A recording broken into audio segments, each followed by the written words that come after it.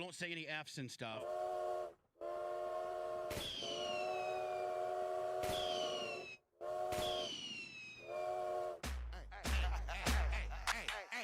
Let's go.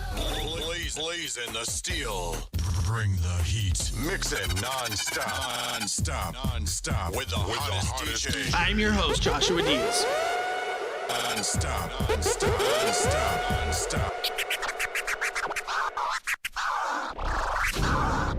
There is no investigation. This boy has... There is not, really? This to me. Don't say any F's and stuff. But I had to put her on the side and worry about I'm gonna do what I gotta do for me and my boys and my kids. Don't say any F's and stuff. There is no investigation. This boy There has... is not, really? This to me.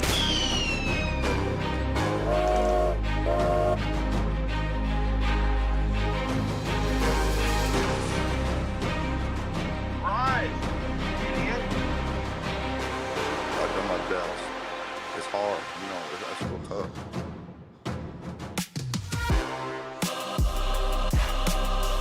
But I had to put her on the side and worry about the boys. I'm gonna do what I gotta do for me and my boys and my kids. Don't say any F's and stuff. Live from the NBD Production Studios, you're in the lab with your host, Joshua Diaz. There is no investigation. This boy has... There is not, really? This to me. But I had to put her on the side and worry about the boys. But I had to... There is no investigation. Don't say any F's and stuff.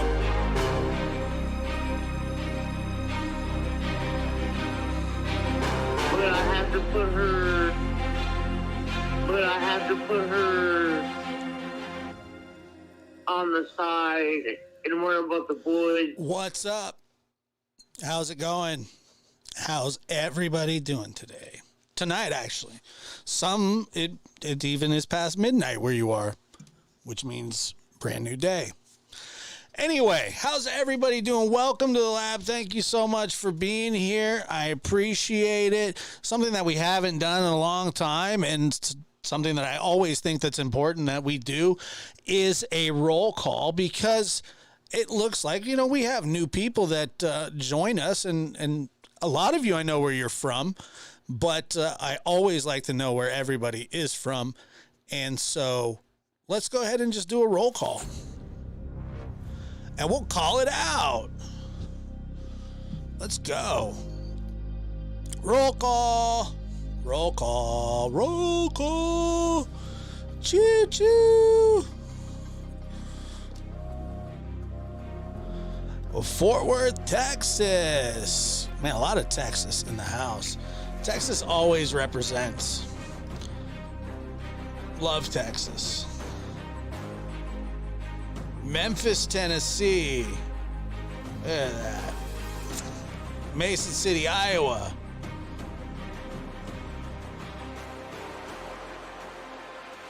Indiana's. Refugio? I don't know how to pronounce that one, but I love it. I love it.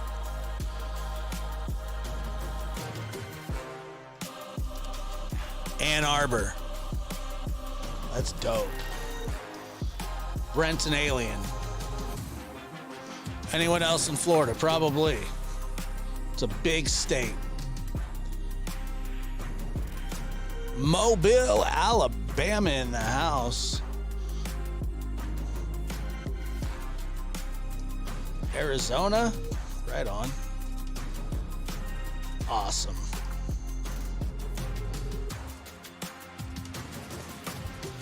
Hello.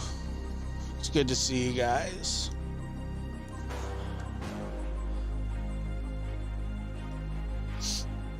Good to see you. Good to be here. Thank you so much. me see. What did I do? Victoria says, hey, Josh, hope you're having a good day. Kentucky. Wildcats in the house. What's up, Kentucky? Kentucky. Dude, so while we're here, I might as well tell you, Macho, like he has, so when I first got him, when he was brought to my home by the breeder, and he had a blanket, and he says, anywhere you put this blanket, he'll lay down. Like he loves his blanket. He'll lay down on his blanket. So I'm like, oh, okay. I didn't really think much of it. Somehow, some way, and I don't know how she did, Grandma got a hold of the blanket, and she took it over. She took the blanket from him, and it didn't seem to be an issue. But when I saw her today, and I had Macho, and I was looking at him, and she had his blanket over her legs, right? And then all of a sudden, Macho, for whatever reason, has been staring at it. He was staring at her and the blanket. And she says, Josh, why does he keep staring at me? I said, maybe he wants on your lap. So she says, all right. And so he jumps up on her lap, looks around, and then gets down. And then here's the best part. I said, I think he wants his blanket back, and he's just now comfortable telling you. Like, he was an invited guest for a little while, and now this is his home. So he's literally like a pointer dog. He's like staring right in her face. And she's like, why is he looking at me? I said, he wants his blanket back. And she goes, oh, no, he doesn't. I said, yeah, he does. He wants that blanket. That was dropped off with him. I guarantee you he wants that blanket. And so she looks at him. She says, you want that blanket? And he just looks at her, and you want that blanket? And he's like, do you want that blanket? So she takes it, and she puts it like right next to her, like on the couch. Macho crawls over, wraps up in it, and falls asleep for like 6 hours. Just went into a doggy coma after he ate. He wanted his blanket, and he got it. And now he ain't giving it back. He's just not going to give it back. And I got to tell you, I've never seen a friggin' dog demand a blanket. I've never seen that. I mean, and here's the thing. It wasn't like he was giving it, it wasn't subtle. If he could have said out loud, if he knew how to talk, like with actual human words, he would have said, hey lady, give me my blanket back. That was the vibe that he was giving off. The vibe was, I'm not going to stop looking at you until you give me this blanket. I'm not mad. I'm not anything. Just give me my blanket, and I'm going to go to sleep, and then everything's going to be fine. And he got his blanket back, surprisingly. First of all, I didn't think she was going to give it up. And then, second of all, I didn't know if he actually, it seemed like he really, really wanted it, but you know, that's neither here nor there. I've never met such demanding like dogs. And I came to a realization today as well. Like,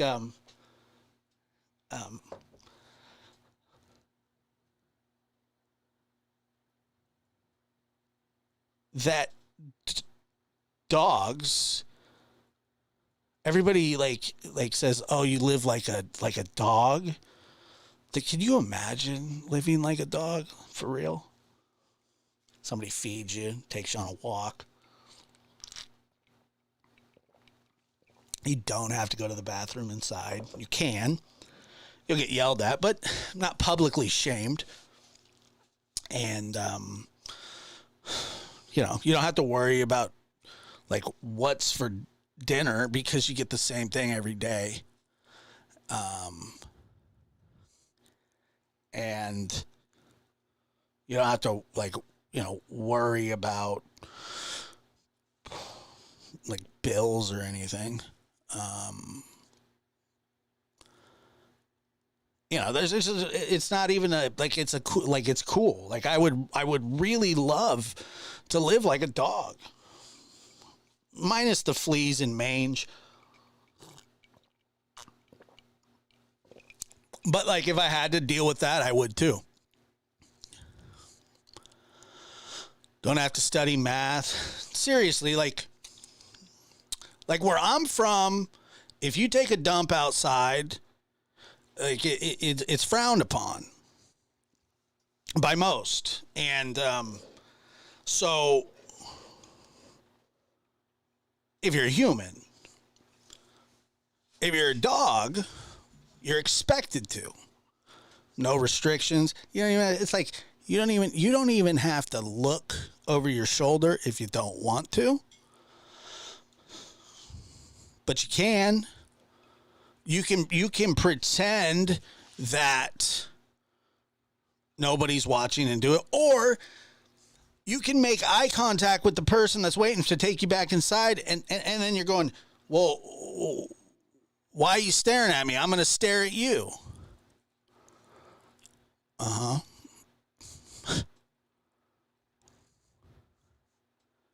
So, you know, I know it's a weird concept. I'm just saying I just think about it sometimes. The one thing that I really truly wouldn't like is drinking out of a bowl. But it's not a deal breaker in any way, shape, or form. It is not a deal breaker. The call-in number is 858-299-2504. I'll be checking it periodically throughout the show. Maybe. I'm always encouraged by people, do more call-ins, and then nobody calls. Or somebody asks me about my phone or you know, something I don't want to talk about. But anyway, I want to say this about the case that we talked about yesterday, Athena. I'm 100% done covering that case. It's over. And I have nothing more to say about the case specifically. I don't want to talk about the family or her being unsupervised or whatever. I don't want to talk about any of that. Because it's over. And it was heartbreaking. And the family deserves some respect no matter how you feel about her. The parents, the whatever. I'm not here for that. I don't want to talk about the parents. I don't want to talk, like, I'm not going to turn this into the Kylie Rodney, you know, it's over. Let it go. Be heartbroken because it's a terrible thing. It's the saddest outcome possible. But it's over. And a little girl lost her life because of a sicko. And it couldn't have made me any more upset than it did. And I know that all of you were upset. And, you know, when we do those kind of shows, it's very, very, very difficult to navigate those kind of shows, because I feel like if we're going to be taking this news in, it's easier to do it together.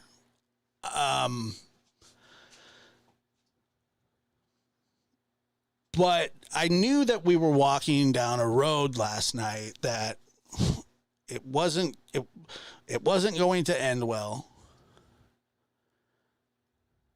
And it didn't end well. It was the worst possible outcome that could have happened, other than a predator being off the street. But, you know, damage is done in the worst way.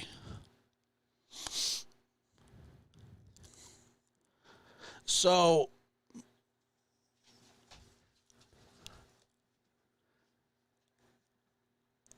I don't know. I just don't have anything more to say about it. It's solved. It's awful. Parents, if you have little children, just keep them as close to you as possible. I mean,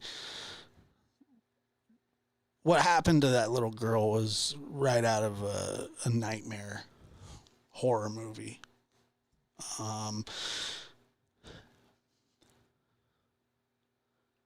This whole things aren't adding up BS. This whole, well, if the mother was this or the mother was that, or if the stepmother was this or the stepmother was that. Let me just break it down for you in really, really simple terms so that you can understand this. The only one responsible for what happened to Athena is the man that did it. That's it.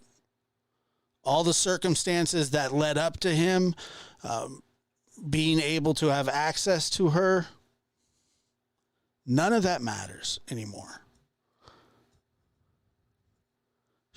They didn't do anything wrong. They didn't do anything wrong. And for you sanctimonious, perfect parent D-holes, you shove it up your butt because nobody cares. You make yourself look like an a-hole. Like in the biggest way, you literally look like a jerk off. The most insensitive, egotistical jerk off that the world has ever seen. You sound stupid. Okay.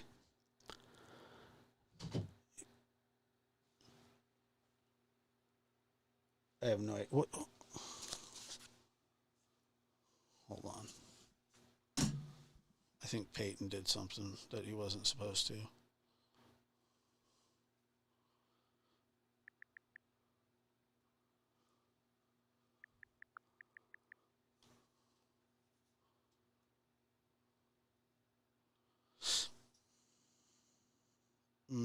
Yeah, he did, as always. But anyway, that's all I have to say about it. It's the worst.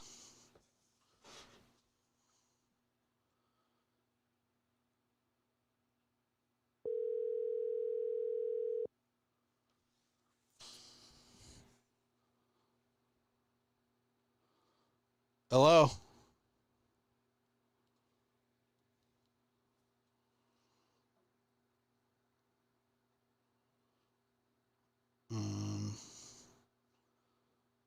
Okay, well, that didn't go well.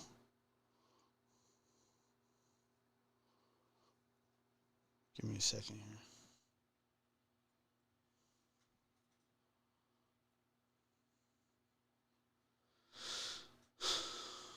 My phone disconnected.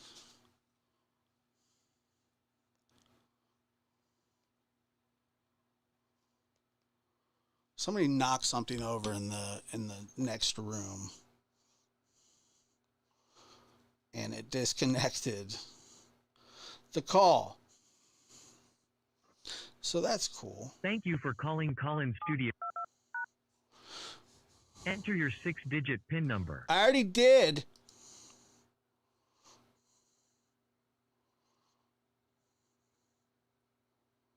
I did. We did not receive a response. Oh, stop. All right. Goodbye. Oh, don't hang up on. Are you kidding? They hung up on me.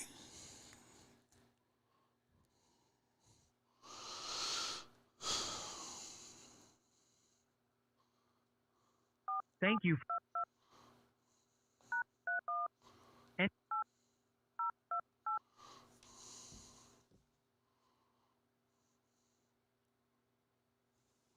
Did that work?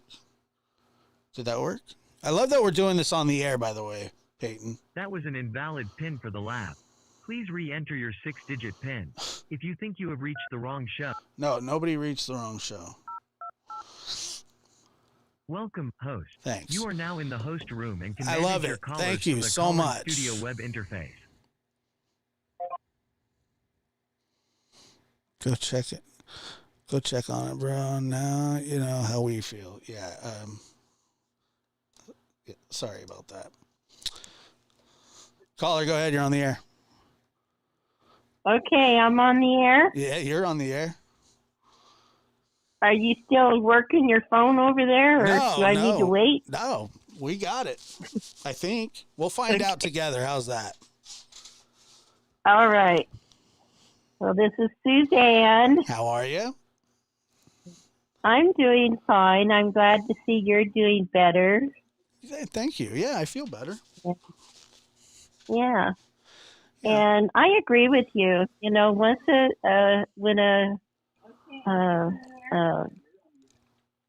thought I muted. Are you still working your phone over there? Wait a minute. Yep. We're here. Okay. When a case is closed, it's closed. Right. I think it's very dysfunctional to keep going on and on about it. But there's so many other cases that are not solved that need to be discussed and try to figure out what's going on. And I see your headline is the Idaho one. Can I say something about that? Of course. Okay. There's two things that's been going over and over in my head, and they've been talked about from the news people and the police. And the reason I'm bringing it up is I want to understand how they were able to, the perpetrator, whoever was able to get into the rooms if they all had combination locks on them, because they were all rented out like individual apartments. The other thing is, why aren't they talking about the apartments that are surrounding that house?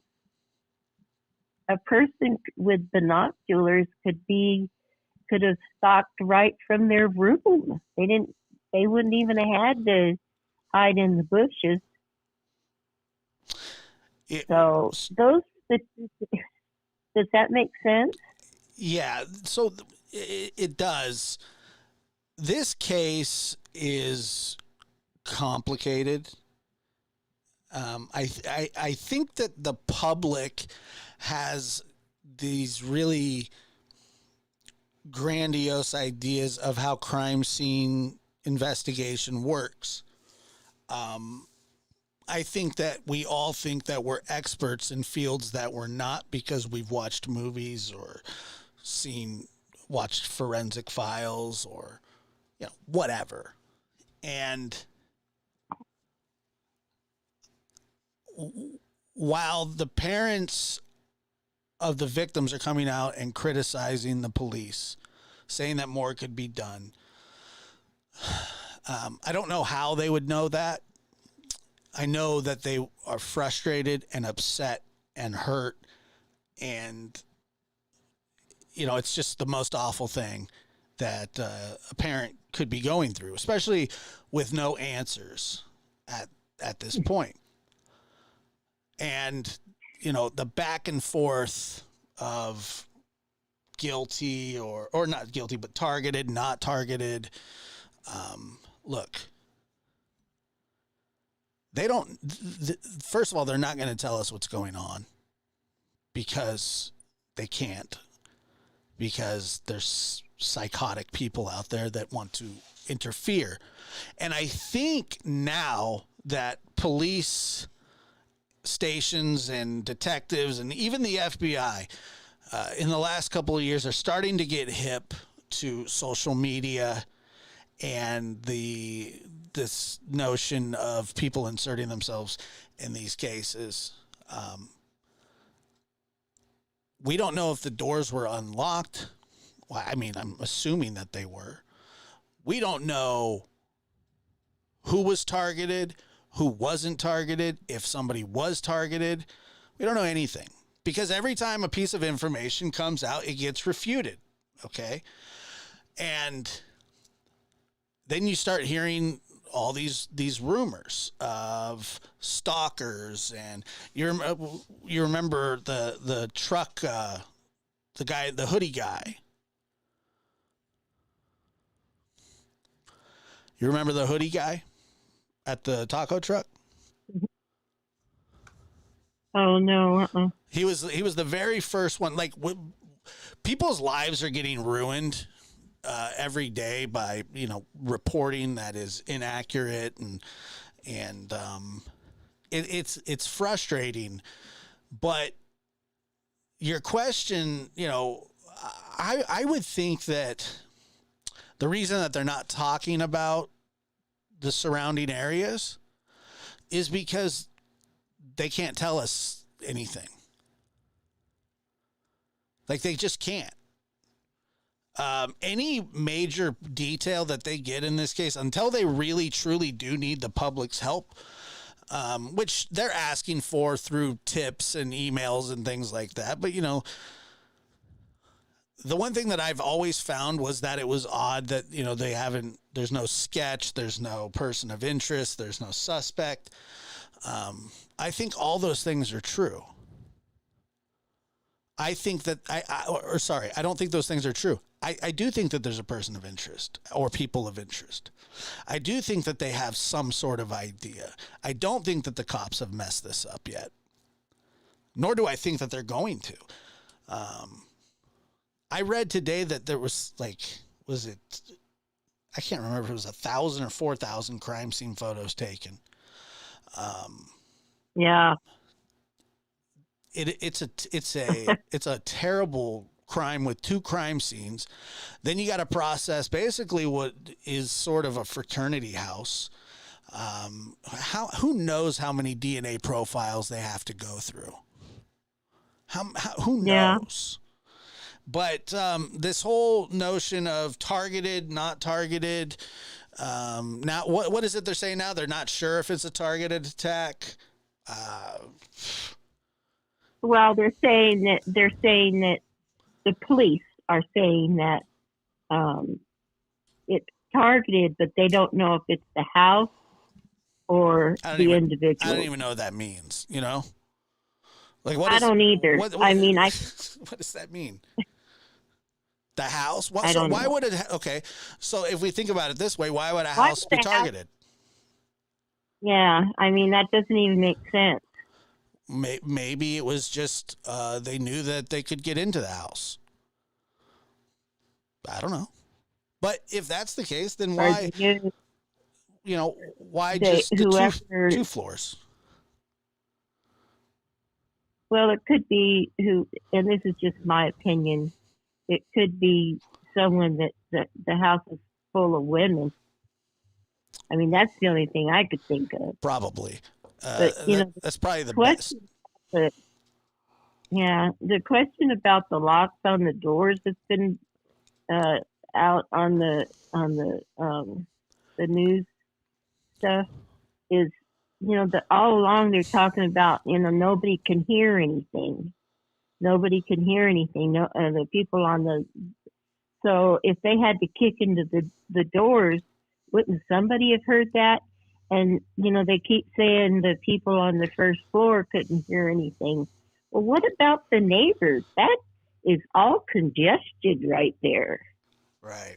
I mean, you could almost reach out and touch the apartment complex on that's surrounding that house. So, and when you live up high, you can hear a lot that's going on. I don't know. That's just my questions in my head. Yeah. Well, the force. Myself, Go ahead. on my theories, I'm trying to keep it as simple as I can, because that's another thing I think has happened is they've made it so complicated that I don't know. They must have a lot of suspects that they haven't talked about, that they're just waiting for all the DNA to come back and everything.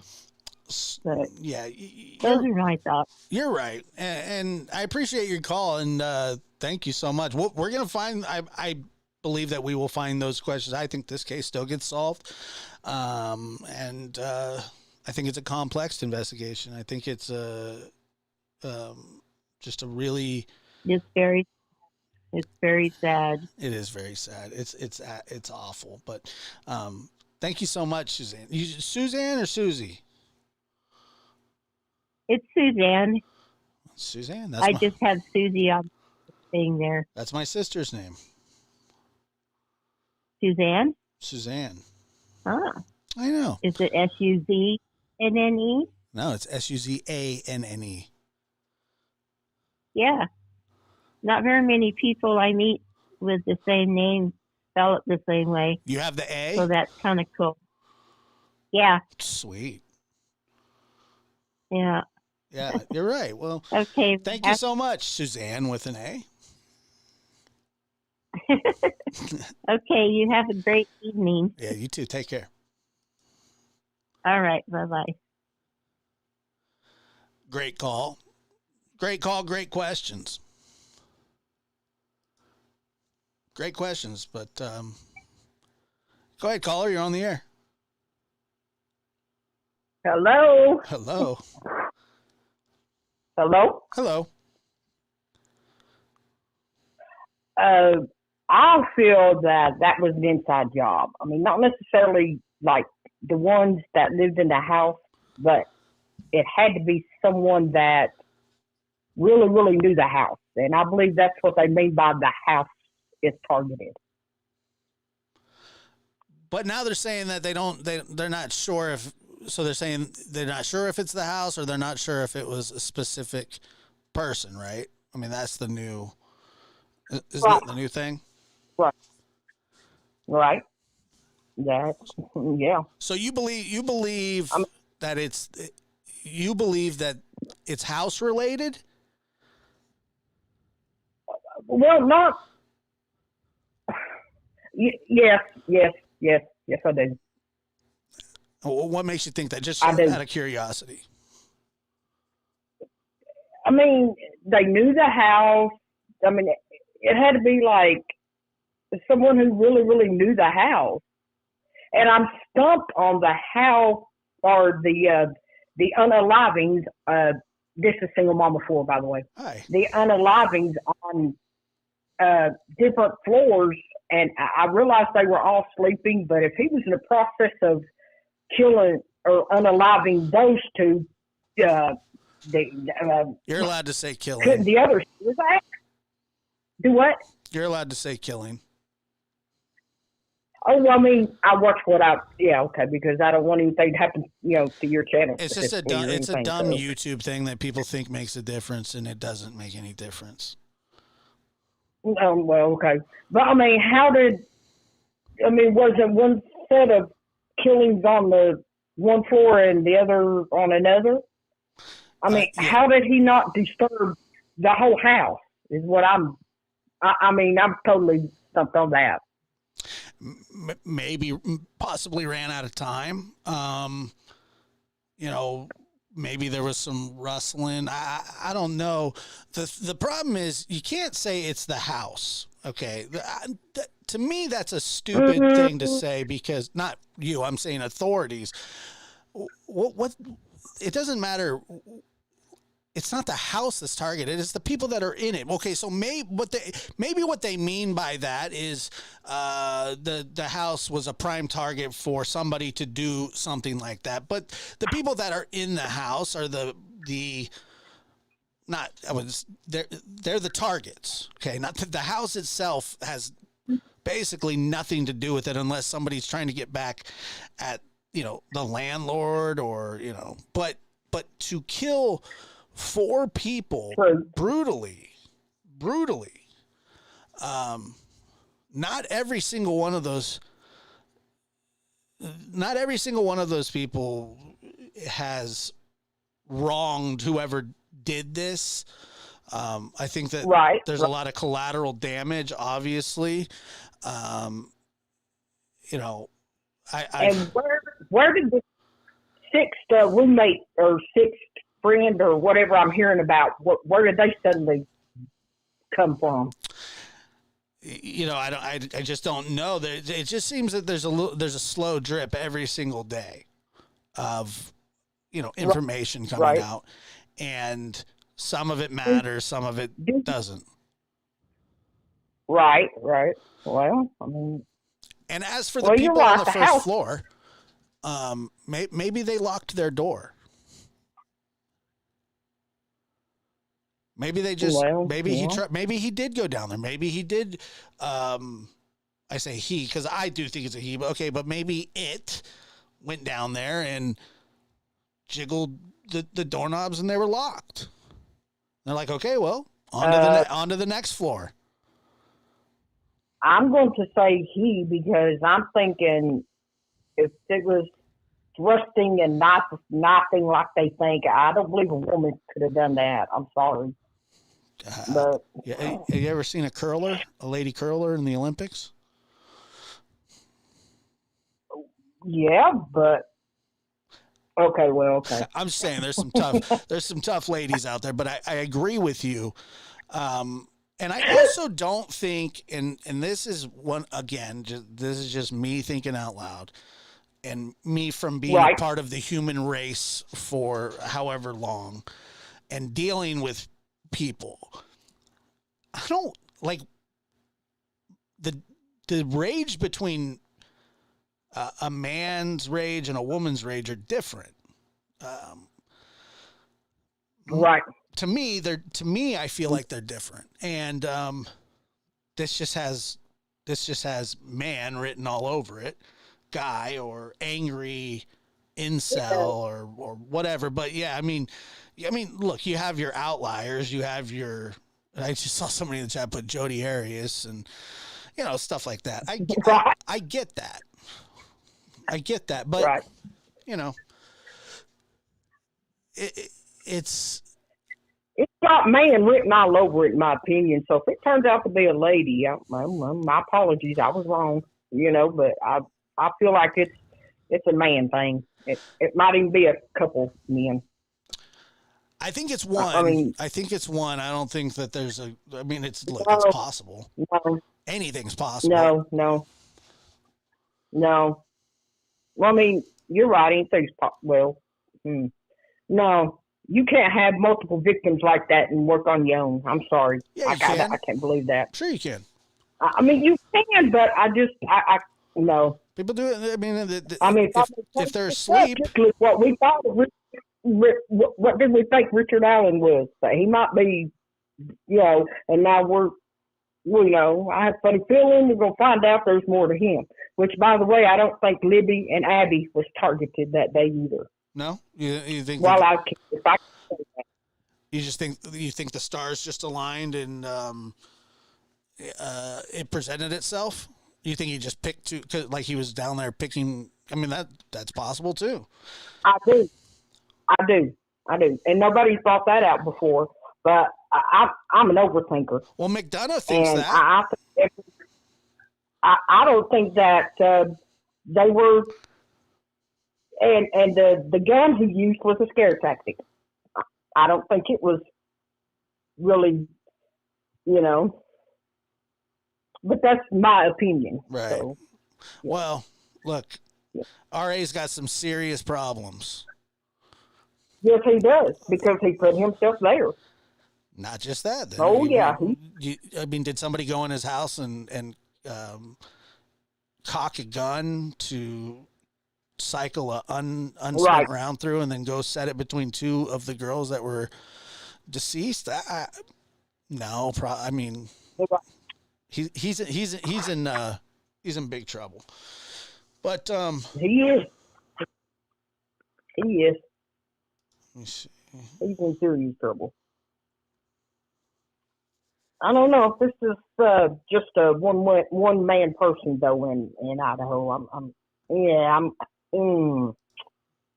It might be, but I don't know. Well, that's why you do it in the middle of the night when everybody's asleep. So here's the thing: did he or whoever know that they were asleep? Was that the plan the entire time?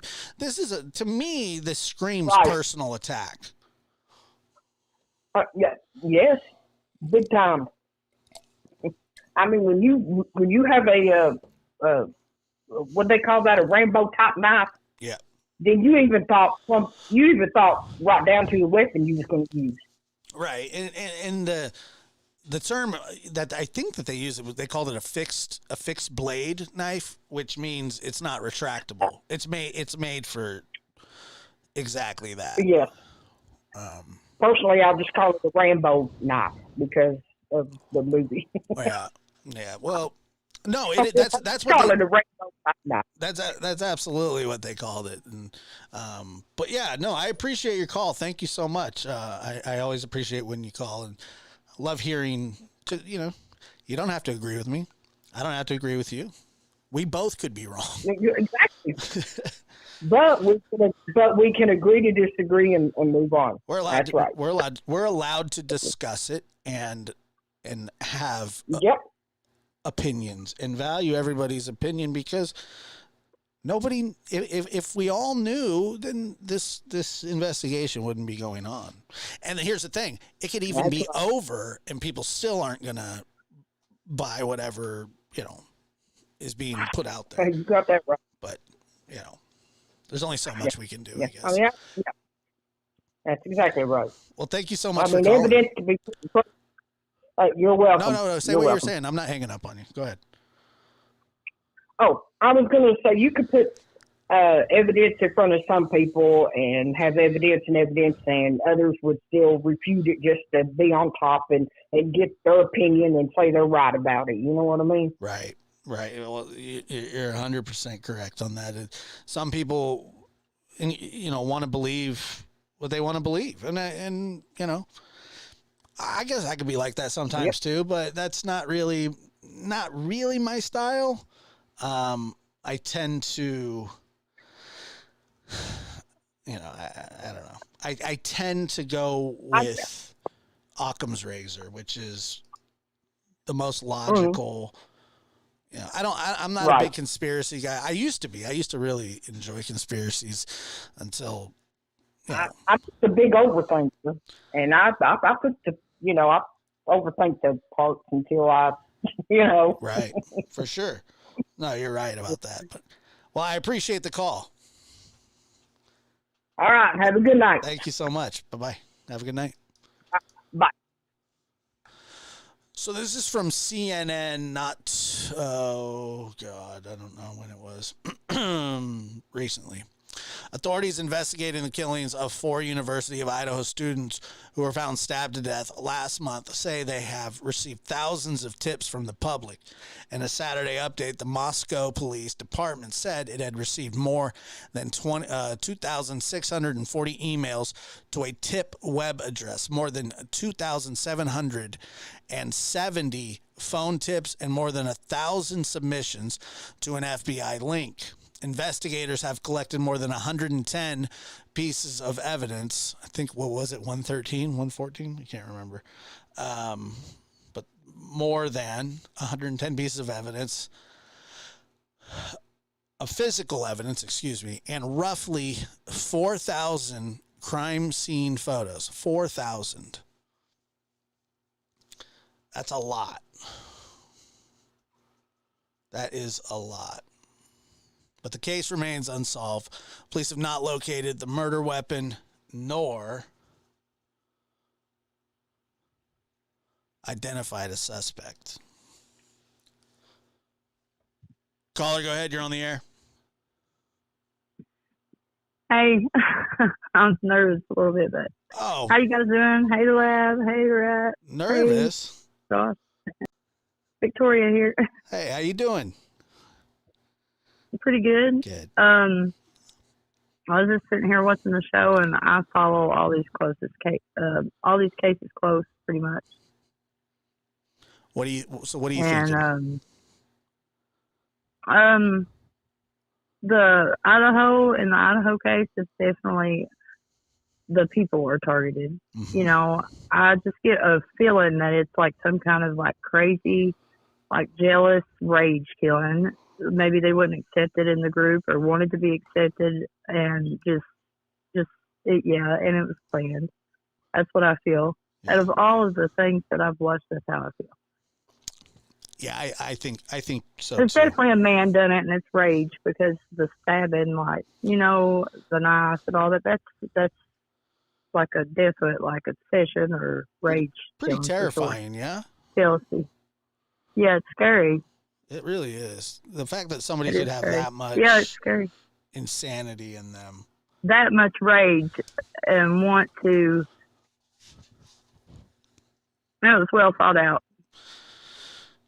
Yeah, I just think, personally, the reason I think that this isn't solved yet is because there's so much to go through, and and it's a party house. Anybody that's ever went to college knows how college is. Like, I mean, my college days, like, you go to parties and there's anywhere from 100 to 500 people a night in and out of the place. Right. You know what I mean? Right. Oh, absolutely. And the noise, nobody reports the noise to neighbors because there's always music thumping. There's a frat house across the street, all that. Like, nobody is going to think about a little thump.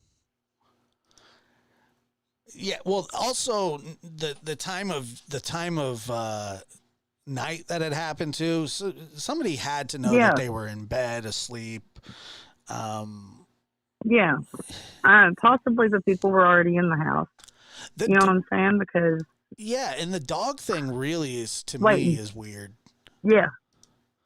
I don't really understand. It's a possibility they were already in the house.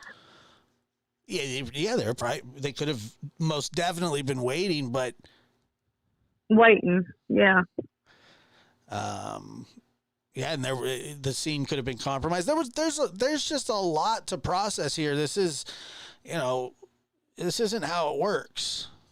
No, it's crazy. That is insane. It's like, makes me like rethink all of my college days. I'm like sitting here like, really, that's insane. Isn't it crazy? Like you sit there and you go, well, all the, imagine there's been nights where I didn't lock my door. Or there's been nights where I was out drinking and in college myself, and like go to sleep drunk and not even think to lock the doors. Right. I don't. Yeah. Crazy. But I don't know if you've seen the Bainfield interview earlier. I did not. Have you seen that, where the mom done an interview with Bainfield? No, I didn't. Yeah, I watched it earlier. She said that the Xana's dad was there the weekend before to change her lock.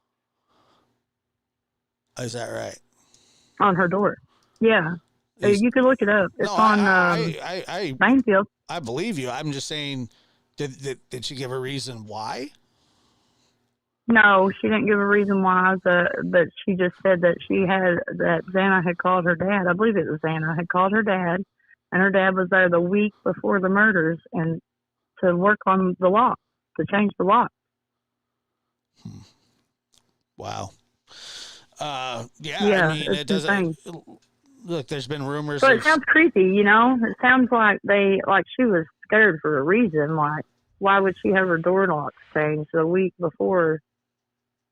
You know, that just came out today. I watched that interview earlier today. Right. So that's scary. Look, I've heard the stalker theory. I've heard that there was a argument at a frat house with the couple, and I've heard all kinds of stuff, but like I try to go by like the facts that they put out, you know. Right.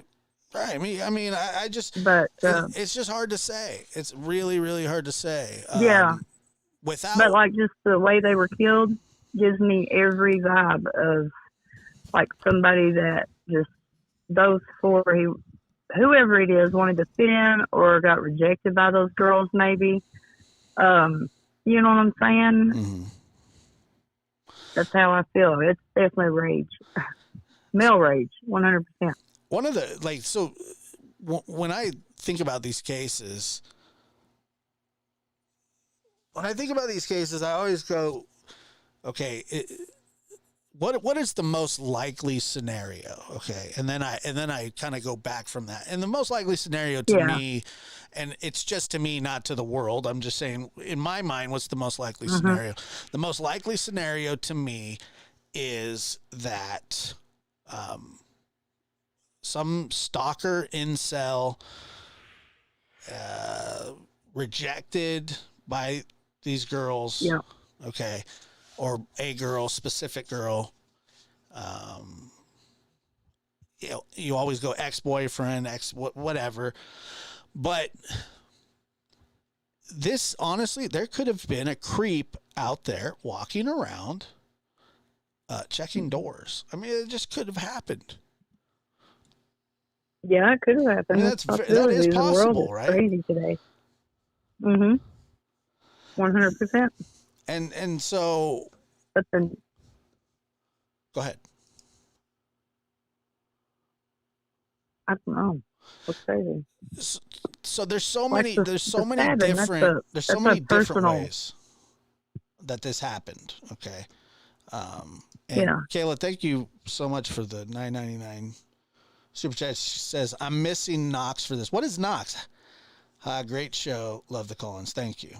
What's Knox? Is that a show? I don't know. I don't know. That's all right. Okay. I don't know what Knox is. I don't either. I'm sure we'll find out soon. Well, was glad to do call in. I feel like I'm part of the show. Thank you, single mama, for it. It's very nice. Yeah, I don't know. I know. I'm so nervous. Why are you nervous? But I love your show. Well, I appreciate that. I don't know. I love your show, and I'm one of those socially awkward people, like speaking and talking. We're all at that point. It's okay. We're all friends here. But I appreciate that, and I appreciate your call very much. All right. Thank you. Have a good one. You too. Bye-bye.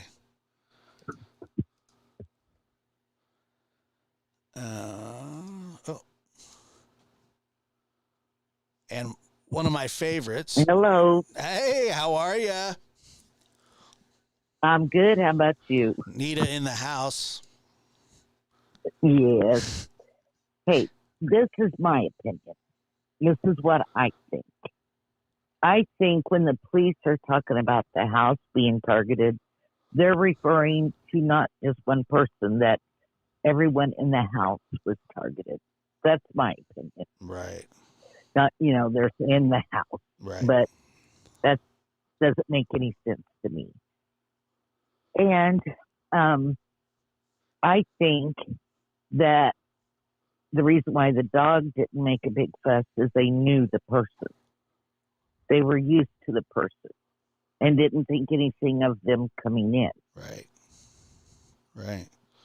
So, and I'm wondering, wasn't one of the girls, not Zana, but one of the girls, Maddie or the other one, her name escapes me right now, but I'm wondering, they were talking about they were going to be moving out soon. And I wonder if she had already moved her stuff out, and that's why that one room was empty, and that's why she was in the same room with her best friend, because she didn't have a bed to sleep in. Right. Because I don't know what I think, but otherwise, that she would have been in her own room. But I don't know. I just was thinking about that. And just like Single Mom of 4 was saying, the dad, I saw that interview, and the dad had been there the weekend before to work on a lock, but Zaina's mom didn't know if it was the main lock or a bedroom lock or what lock he was actually working on. But I just think it's someone they know, and I don't think they were watching the house, because if they had been and they saw Ethan go in, that might have been a deterrent for them. So if they waited and come later, just thinking it would be the girls, that would make more sense to me. I don't think they were watching the house that night to see when everybody got home. So, what do you think about all that?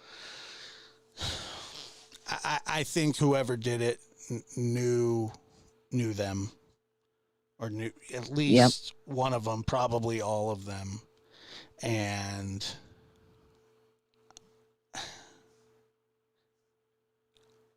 I just go back and forth, because I mean, it really could be somebody just walking by and checking doors, but I mean, it's just the likelihood of that is, to me, seems low. I can't verify this, but I did watch somewhere, I don't know if it was an interview but someone had said that the sliding glass doors on the second floor were open where the kitchen is. And they thought that's how they had gotten in. Like the sliding glass? Yeah. But I can't verify that, and I'm not 100% sure. So I've heard that they could have definitely been unlocked. And in a town like that none of that would surprise me. No. None of that would surprise me. Because they might have thought it had been locked and, nobody checked it because they just thought maybe someone else had locked it, with that many people in the house. Oh, Knox County arraignments. Yeah, the arraignments are hilarious. There's this channel. It's like arraignments where people like they just get put in jail, and then they have to go to a Zoom judge and talk to them, and the whole thing's hilarious. Oh, okay. That's what Knox is. So Coy Boy's in the house. Yep. I saw that. Well, I think that we're going to find out. I just don't know when. I know. I think these things take time, right?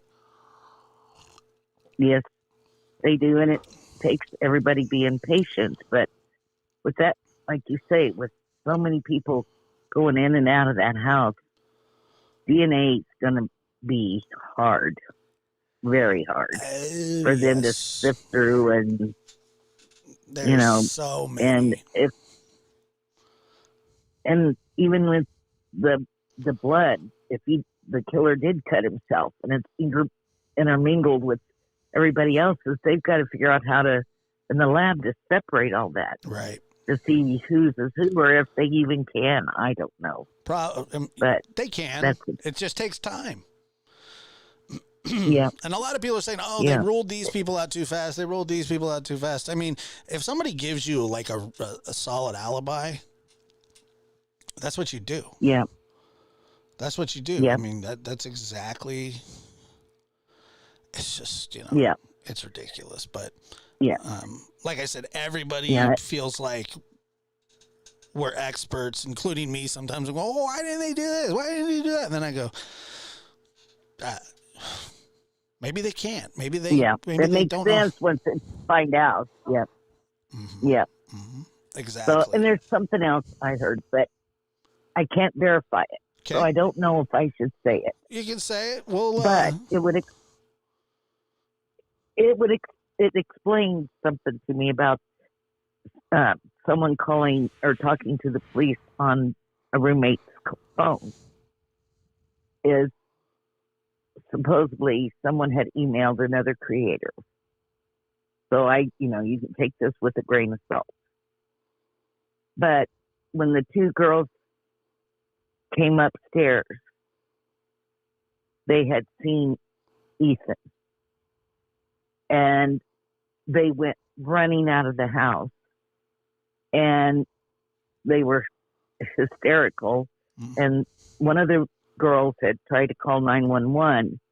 Well, she passed out in the front yard. I've heard that. And some other people were walking by.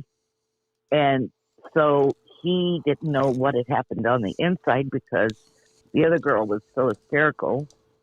And so he picked up the phone and talked to 911, and he was just reporting the girl that had passed out was unresponsive. Right. But, I mean, and that makes more sense to me, but whether that's fact or not, who knows?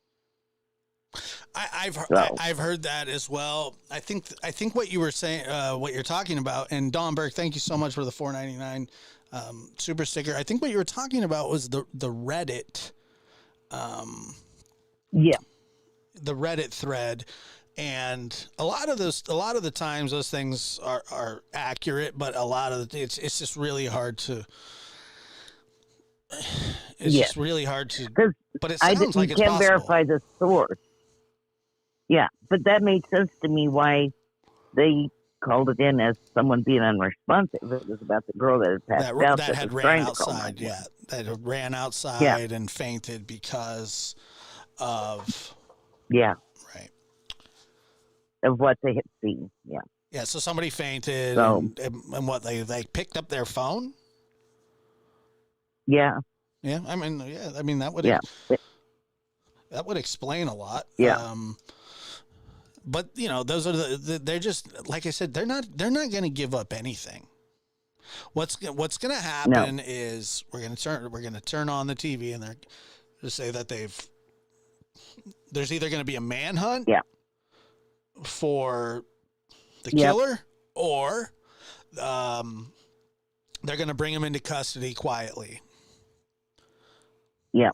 It's not, but I think he knew. I think they know. I think they know already, personally. I think they know they have their eye on someone specifically. Right. And I think that person knew the house and knew all four of the victims too. Yeah, I truly believe that they know what they're doing and what they're talking about. So, but the one thing that, people, and I understand this whole back and forth, like, was it targeted? Wasn't it targeted? What does that mean? We're getting mixed signals from police. I know. Someone said they thought it might have, I think it was Nancy Grace said that it might have been part of their strategy. But to me, that just makes them look bad. And supposedly the DA had told, oh God, I wish that I wasn't so old and my mind was so bad sometimes. No. The guy that was there reporting, Brian Inton, had said that the DA had given him one answer that it was targeted, and then less than 24 hours, they told another reporter that it wasn't. And then the DA came out and said, sorry for the confusion. It was miscommunication between the departments, and blah, blah, blah, and so I'm thinking they're trying to decide if, when they say the house, it was maybe all 4 victims, or if they just say targeted, it could mean just one of them. Yeah, I mean, but it could mean a million things. Yeah. And I think the biggest mistake that law enforcement did is when they said that they didn't believe that there was a threat to the public. I mean, you got somebody that's willing to commit mass murder. Yeah. But if it wasn't targeted, to me that would mean there was a bigger threat to other people. Because then that means that person's just out liking to kill whoever. But if it was targeted, I maybe feel like okay, he got the ones he wanted and he's not going to just go randomly killing other people. Right. I don't know. Right. That's my opinion. It is absolutely.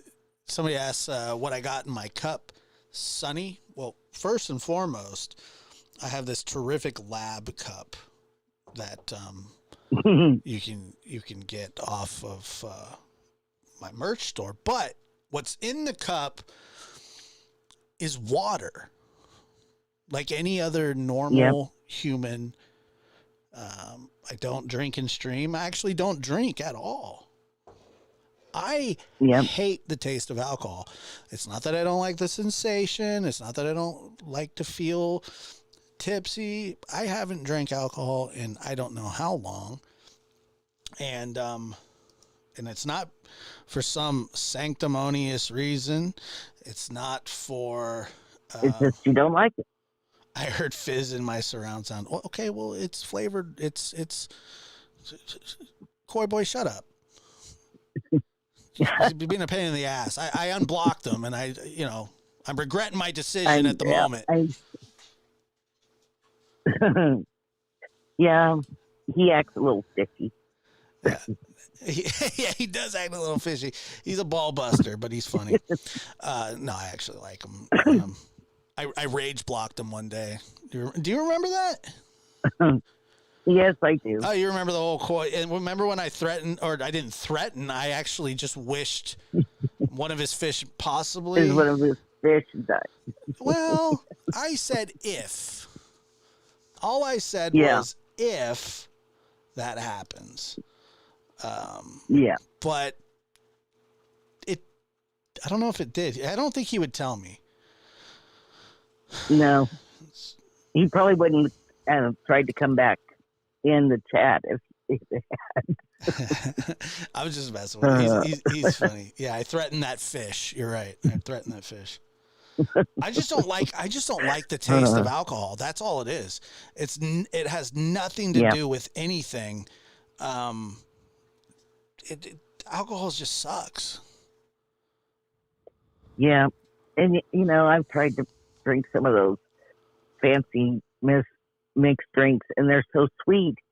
You can only drink one. Yeah. Because by the second one, you can hardly drink it because it's just, so, and that would only leave me doing shots, and I am unstable on my feet the way it is. So a couple of shots and I'd be really falling down. Yeah, I love that. That's so funny. Yeah, I'm not a big drinker, but haven't been. I just can't. Dr. Pepper's my drink of choice. Oh, they have one of the best Diet Dr. Pepper. Have you ever had Diet Dr. Pepper? Yeah, and I don't like it. You went. This is the sound you made when I said Diet Dr. Pepper. You went.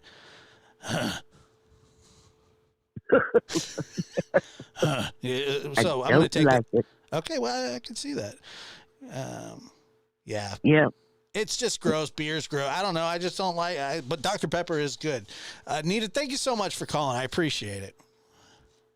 No problem. Thank you for having me. Of course. Anytime. Thank you. All righty. Good night. Diet Mountain Dew is pretty good. Mike's Hard Lemonade. I just, I don't know. I just don't like drinking alcohol because it doesn't taste good to me. I think that's fair, right? Let's see.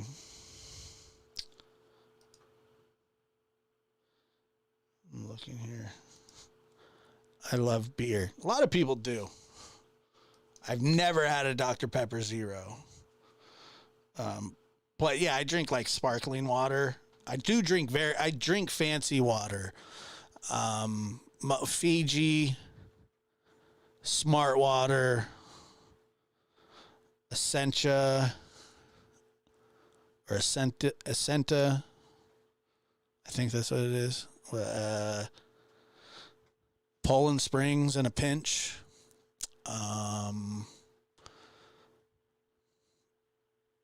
Arrowhead if I have to.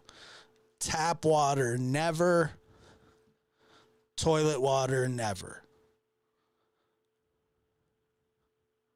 Unless I have to. But I like, I like fancy waters. I don't know why. I just do. I think beer, like it's like Voss is great. Voss is fantastic water. Sparkling water is disgusting.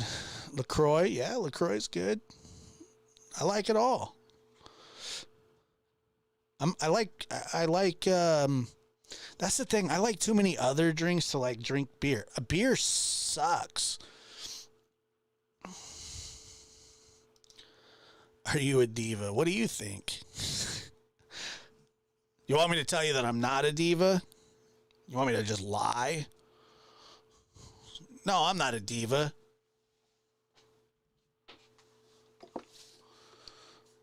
Only about water. That's it. That's it. I love water. I like all kinds of water.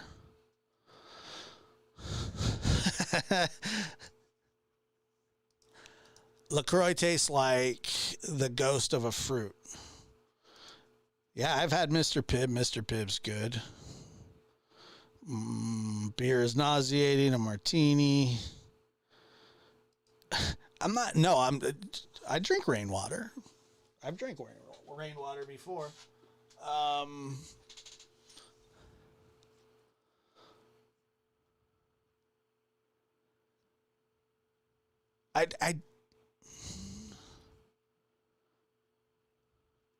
Right. So I have a theory on beer. If beer didn't get you drunk or give you a buzz in any way, 98% of people wouldn't drink it. There are very few people in the world that actually enjoy the taste of beer, because when you drink a beer, you get like a euphoric, like, okay, I know where this is going. It can, quote unquote, quench your thirst, but it actually dehydrates you much more. And but there's not a person in the world. Well, there is, but they're the same kind of people that like what's that? Liversworths. Those are the kind of people that like beer, and I think even Liversworth probably tastes better than beer. But nobody drinks beer for the taste. You drink it for the effect. Drink it for the effect. I mean, that's just, wine. Wine doesn't taste good. It tastes good if you're like, oh, I've been craving wine all day because I'm like, want my fix or whatever. I mean, there's a chemical aspect of it, but flavored sparkling water, I like it all. I can take some calls.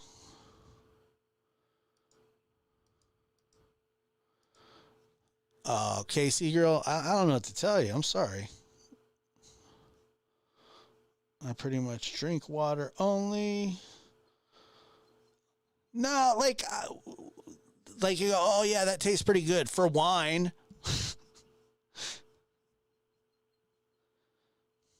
it's fermented fruit. I mean, it can't be that good. But yet it's such a big industry. I always find that. Josh, artesian beer breweries abound. Okay, well, maybe I'll like that.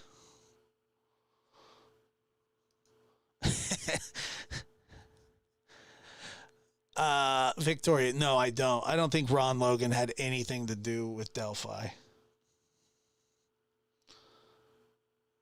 And a lot of people crucify me for that. But no, I don't. You know what's really good is so Fiji water that's like on the verge of frozen, but not quite. You know what I mean? Like it's like icicles. Thankfully, I drink beer. But Matt, honestly, do you drink beer? And by the way, thank you for your super chat. Sorry.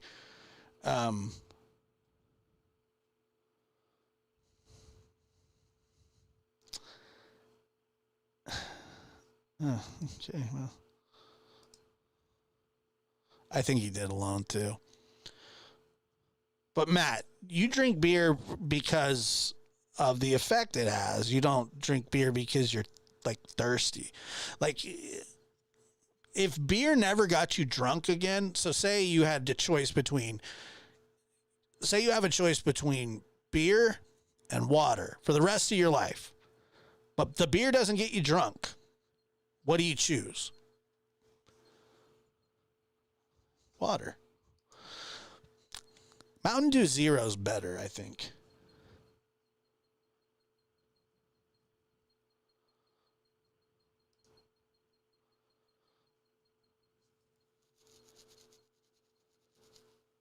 So you take the alcohol portion out of beer and it's useless. I can't imagine that the non-alcoholic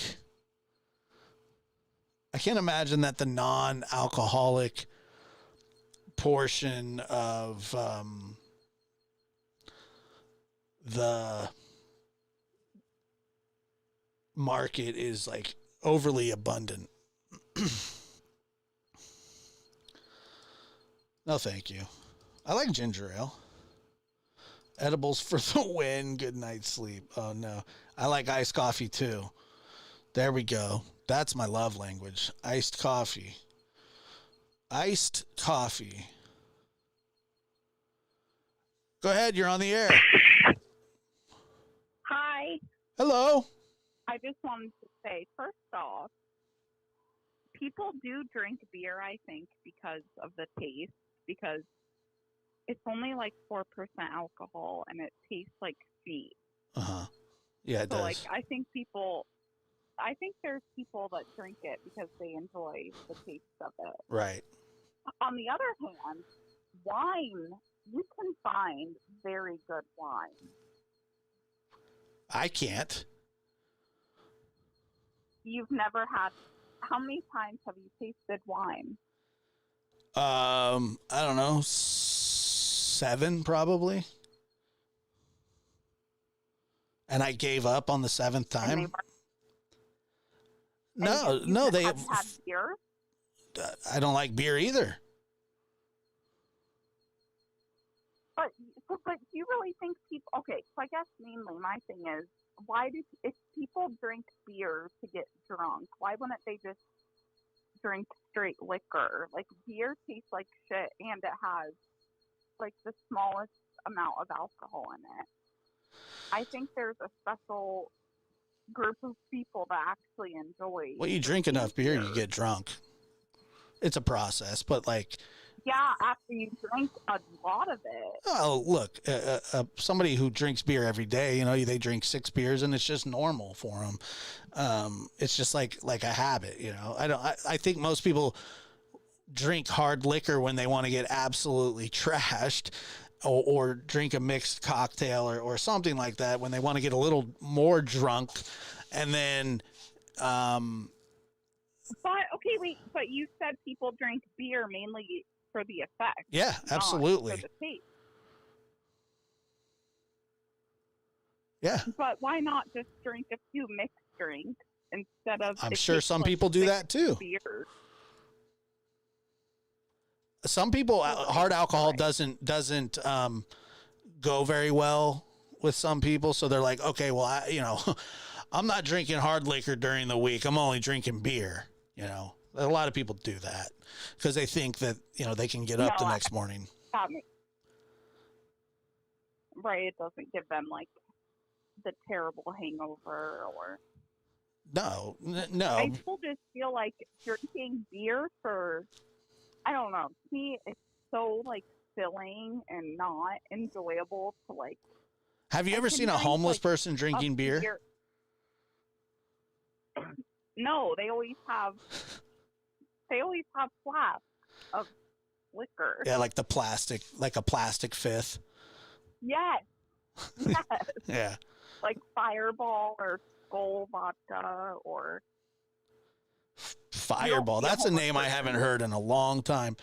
When I was doing, yeah, that was like popular like 5 years ago when, I don't know. It's all gross, but like I on my podcast, I used to have, a couple alcohol sponsors and they'd send me alcohol and it just sits in the box. Like I never take it out. Don't you just like throw it away? No, I would use it for like the commercial and, do the, hey, here you go. It's the best I've ever had. And it's not even opened. Okay. So here brings me back to, sorry, I got the Idaho thing. Yep. I hate how many people are, I don't know. It's almost like, oh, they partied. So that like not excuses it, but that's why nobody else heard. That is a load of crap. I made probably the most terrible decisions when I was 21 and 22, going out until 3 a.m. Like, me and my roommate checked on each other. Like, yes, you sleep late, but you still get up to go to the kitchen to get water or go to the bathroom. Right. And those two roommates didn't find anything suspicious until noon. Like, I don't know. That part doesn't sit well with me. And I know everybody keeps saying, well, it's a party house and people were drinking. And that doesn't excuse anything. And I know you already said, like, that it doesn't excuse anything. But still, like, I probably would have heard 4 people getting slaughtered upstairs. I mean, it's a 3-story house. That's true. And you're saying, like, nobody went upstairs, nobody did anything until noon? I mean, if this was a weekend, we don't know. Yeah, if this was a weekend, I mean, it wouldn't be abnormal for a college student to sleep till noon. So that's where it's like everybody keeps bringing that up, and I literally 4 years ago was 21 years old living with my best friend. It reminds me so much of Kaylee and Maddie, and we lived in a 2-bedroom apartment, but still we would go out until past 3 a.m. and I remember so many times waking up at like 8 a.m. like in my apartment and walking to the kitchen and also like checking on my roommate. Right. I would have I just find it very hard to believe that 4 people, it's one thing if it was like one person, but 4 people, like they were shot in the head easy. They were stabbed multiple times. Nobody noticed anything. Like, I don't know. And maybe that's where I think I just keep thinking about if it was me, and I don't know. Yeah, well, when we think of these situations, we think about how we would react, and obviously everybody's different. The one thing that I know is I have the hindsight of being 37 And maybe when I was that age, I know that I don't think the same. So I think that you're right in the sense that what you would have done or what you would have noticed would have been different than maybe what they would have. And I think when you're kind of living that college lifestyle, everything's a little bit more laid back. They're not doing anything abnormal. And I just think so true, you never like it'll happen to you. No, of course not. They hadn't had a murder there in 6 years. And then all of a sudden you have a quadruple homicide. Hence the mix up and the confusion of what's our message to the public. I don't know. Have you ever had a quadruple homicide? No. Do we think it's a targeted attack? Well, I mean, yeah, probably. But we don't know that. Is there a threat to the public? No, we don't think so. And then you go, well, actually, yeah, there definitely is a threat to the... I mean, nobody's safe when there's people like this on the loose. Who knows if this guy's in town? Who knows if he skipped town? But wherever this person is, nobody's safe from somebody that's willing to do that and has done that. Exactly. And I think that's why when the cops first said there's no threat to the public, it's like, why would you ever come out and say that, in my opinion, unless you were for sure, like you already had the suspect in custody. That is the only way that there is no threat to the public. Right. Well, like nobody just goes out and slaughters 4 people. It's insane to me. And I don't know, like the Athena case, to me, look how fast they acted on this missing child and they figured it out, regardless of how it happened. And here we get every other day, it's conflicting statements from law enforcement in Idaho. Like you don't even know what to believe now. I can't imagine how those families feel. Oh, they're frustrated. They're mad. They're angry. I mean, they're all the things that are normal, but I don't think, I mean, I know we're at what, is it 3 weeks now? Since this has happened, it's a complicated crime scene. It really is a complicated crime scene. And there's multiple levels. There's multiple crime scenes. There's multiple victims, DNA, it takes a while. The Athena case, which is extremely horribly sad, involves basically involves 2 people, the kidnapper and killer and the victim, the child. Right. But now you have 4 people brutally murdered.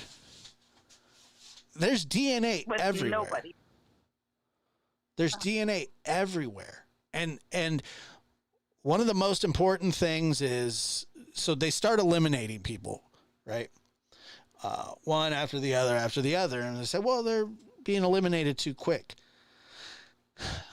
I personally think that they know who they have an idea of who they're looking for. They may not know exactly, but I think that they know. I do. And I don't think people really understand how, I don't even want to say messy, but the crime scene was messy. I mean, the coroner said that she'd never seen anything like it in her life. And that's nuts. It was awful. Like, clearly, like, that's what is so, I don't know, it's almost scary to think, like, oh, the more messy you make it, the longer you get away with it. Like, I just feel like it's 2022. Like, we solve crimes quickly nowadays.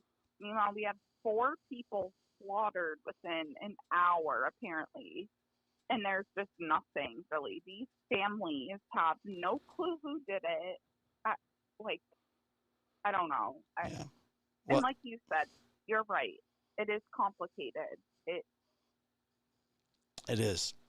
It unfortunately is complicated. Unless, I mean, imagine you walk into a murder scene. Everything that's happened is in front of you, and from scratch, you're looking for a ghost. That's what you're looking for. That's it. That person's a ghost.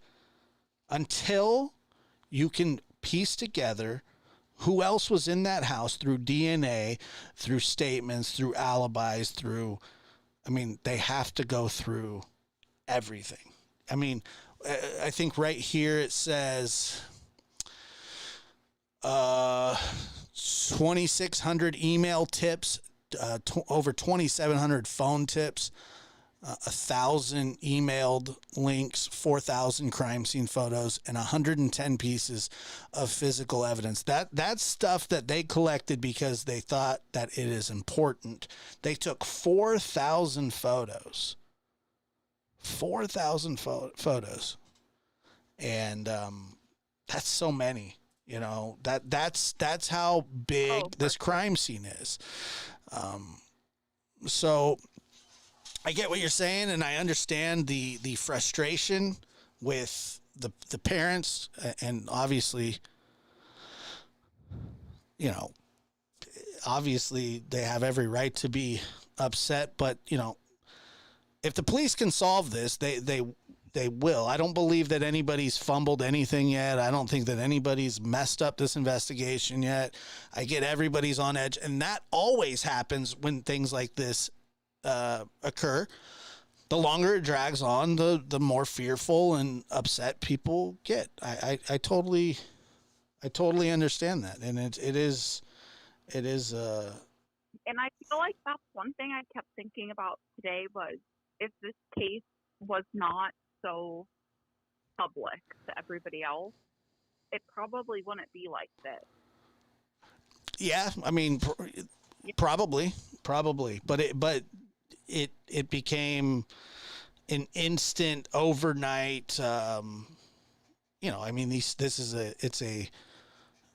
a crazy story. You know, it's right out of the movies, unfortunately, and like I said, I think it gets solved, and I think it gets solved relatively, you know, soon. I just don't know how soon, but thank you for your call. I appreciate it. Thank you. Bye-bye.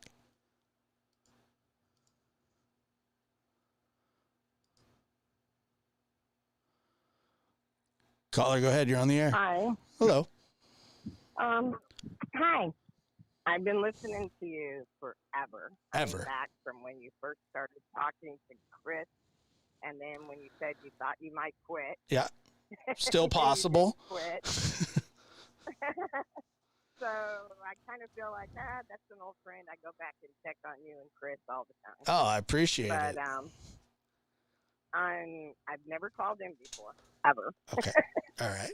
But with the Idaho thing, I've been really just trying to listen to what they say and kind of just pull out facts of what messaging certain people that are close to the case kind of have.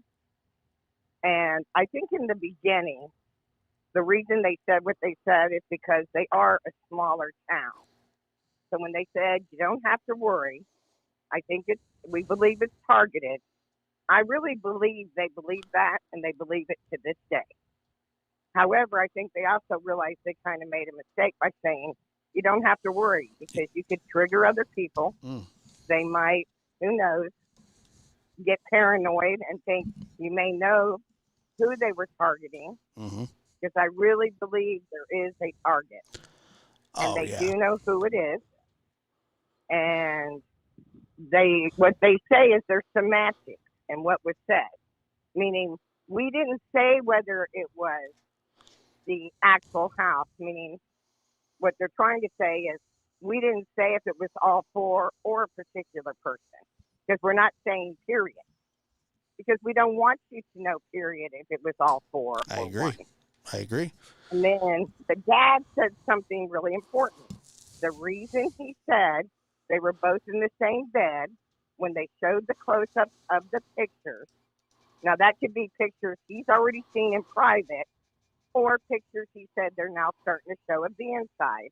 His daughter's bed was made, so he knew that they had died together. Now, personally, I think he already knew that, but he thought we, the public, knew that because you could clearly see her bed hadn't been made through the window. So I think he sincerely thought people had probably figured that out. Right. But what I think happened, there's a messy room in there. Messy. Completely disaster. There's dishes. There's everything. The way that house is configured like a maze, and everybody is a maze, somebody knew they were going in there. They had in their mind they were going in there. They planned on going in there. Their rage had been there. I don't think they planned it in one night, 2 nights. I'm not saying it's necessarily a boyfriend or anything like that, but it's someone who's been planning it for a while. And they were determined that that was going to be the night. And I have 2 reasons for that. I'm thinking it could go this way. Kaylee came back for the weekend. She's leaving permanently to go to Texas. And she's going on the European thing in January. Basically, she's done there. It's a now or never if it's her you want to target. It could be you're mad at both girls. It could be that it's Maddie. Who knows? I might have Kaylee for a reason, just because it's like running out of time. But then again, Ethan wasn't supposed to be there. Maybe Xana wasn't supposed to be there because maybe she stays with Ethan sometimes. Maybe they didn't plan on Kaylee driving up out of nowhere that night, and they thought Maddie would be there. But the 3rd floor was definitely their target. They went to that 3rd floor to get their target. Otherwise, they would have went into Ethan and Xana's room or Xana's room, and they would have never went to the 3rd floor because I don't think those girls heard nothing on the 3rd floor. And if they had and decided to come down, they would have came down and something would happen to them then.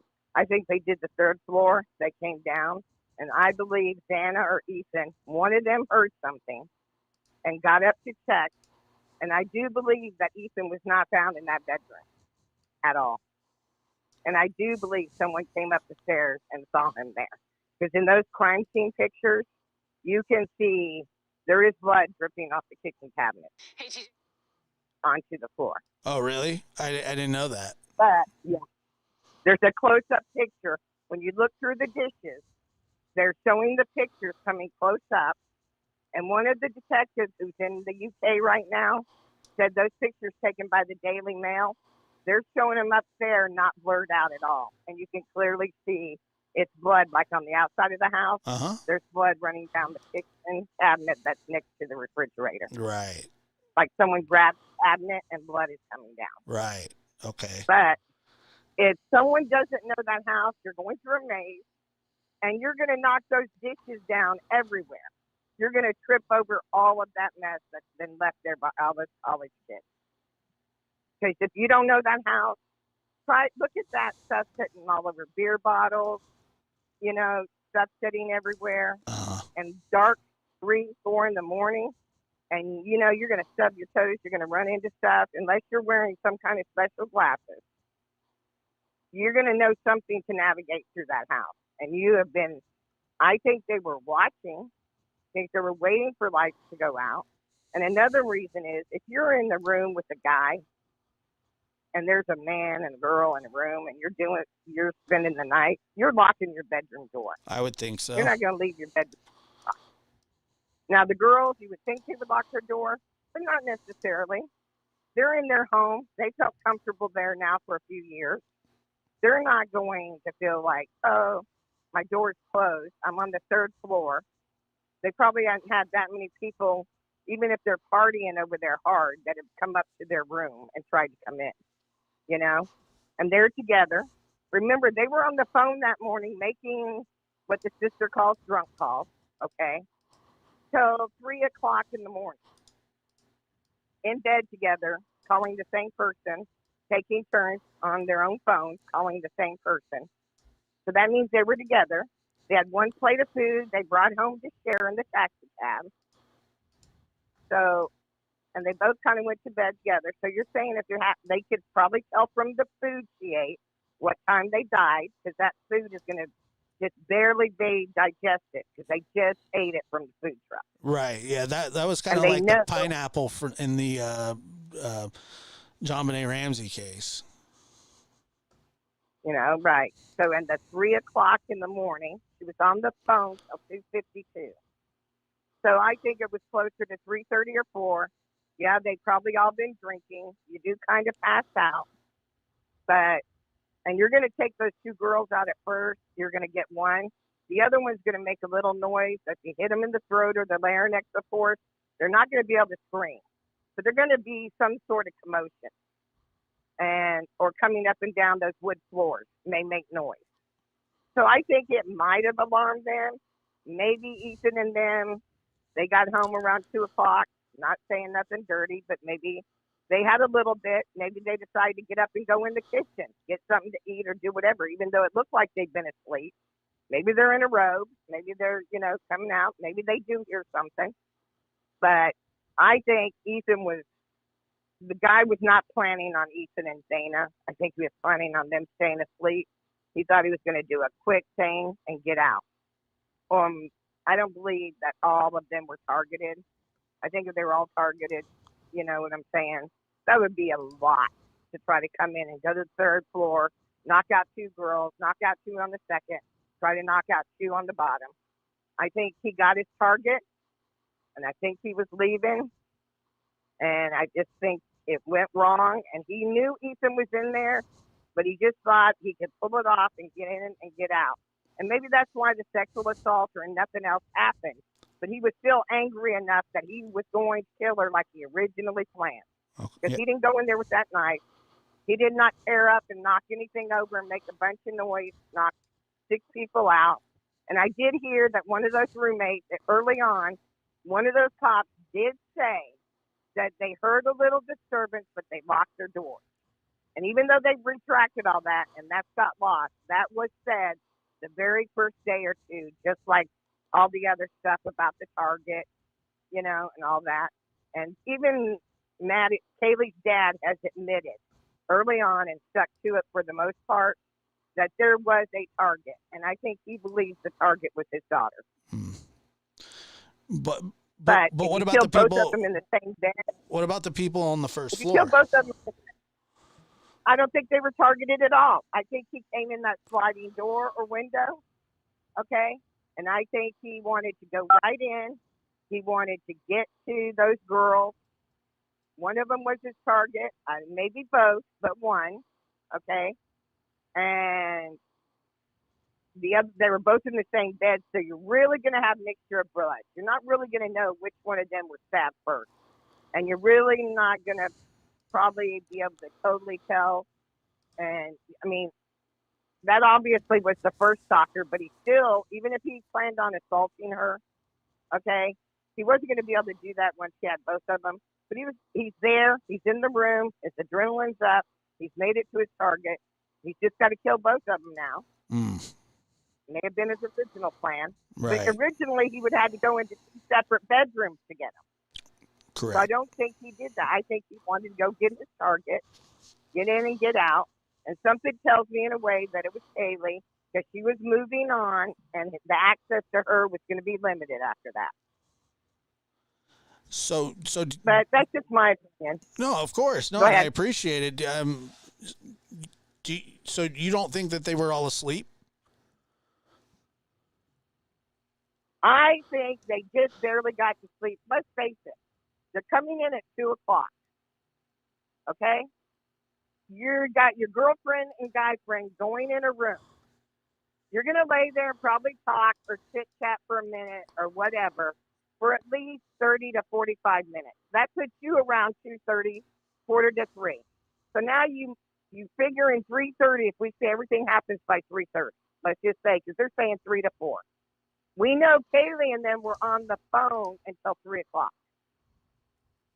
Okay, because they made those phone calls on their phone to Kaylee's ex-boyfriend. Yeah. He never answered. I believe that. But they did call on that phone till 3 o'clock. Okay? If they stayed up for 30 to 45 minutes, you know what I mean, an hour, getting undressed, getting into bed, chatting, who knows if they did something or not. They did come home to sleep together. Okay? So you're still going to say you got till 2:30, 3 o'clock. You're talking about them maybe being asleep for a half an hour at most or passed out. That's it. Both of them. Right. So you're going to be asleep or passed out, but you're not going to be a total zombie. But this guy is like, I'm running out of time. It's 3:30, 4 o'clock. I'm behind schedule already. I got to get to the third floor, do what I got to do. And now the girls are supposed to be in separate rooms, but they're not in separate rooms. They're in one room. You know what I'm saying? So maybe he went in Kaylee's room first. She's not in there.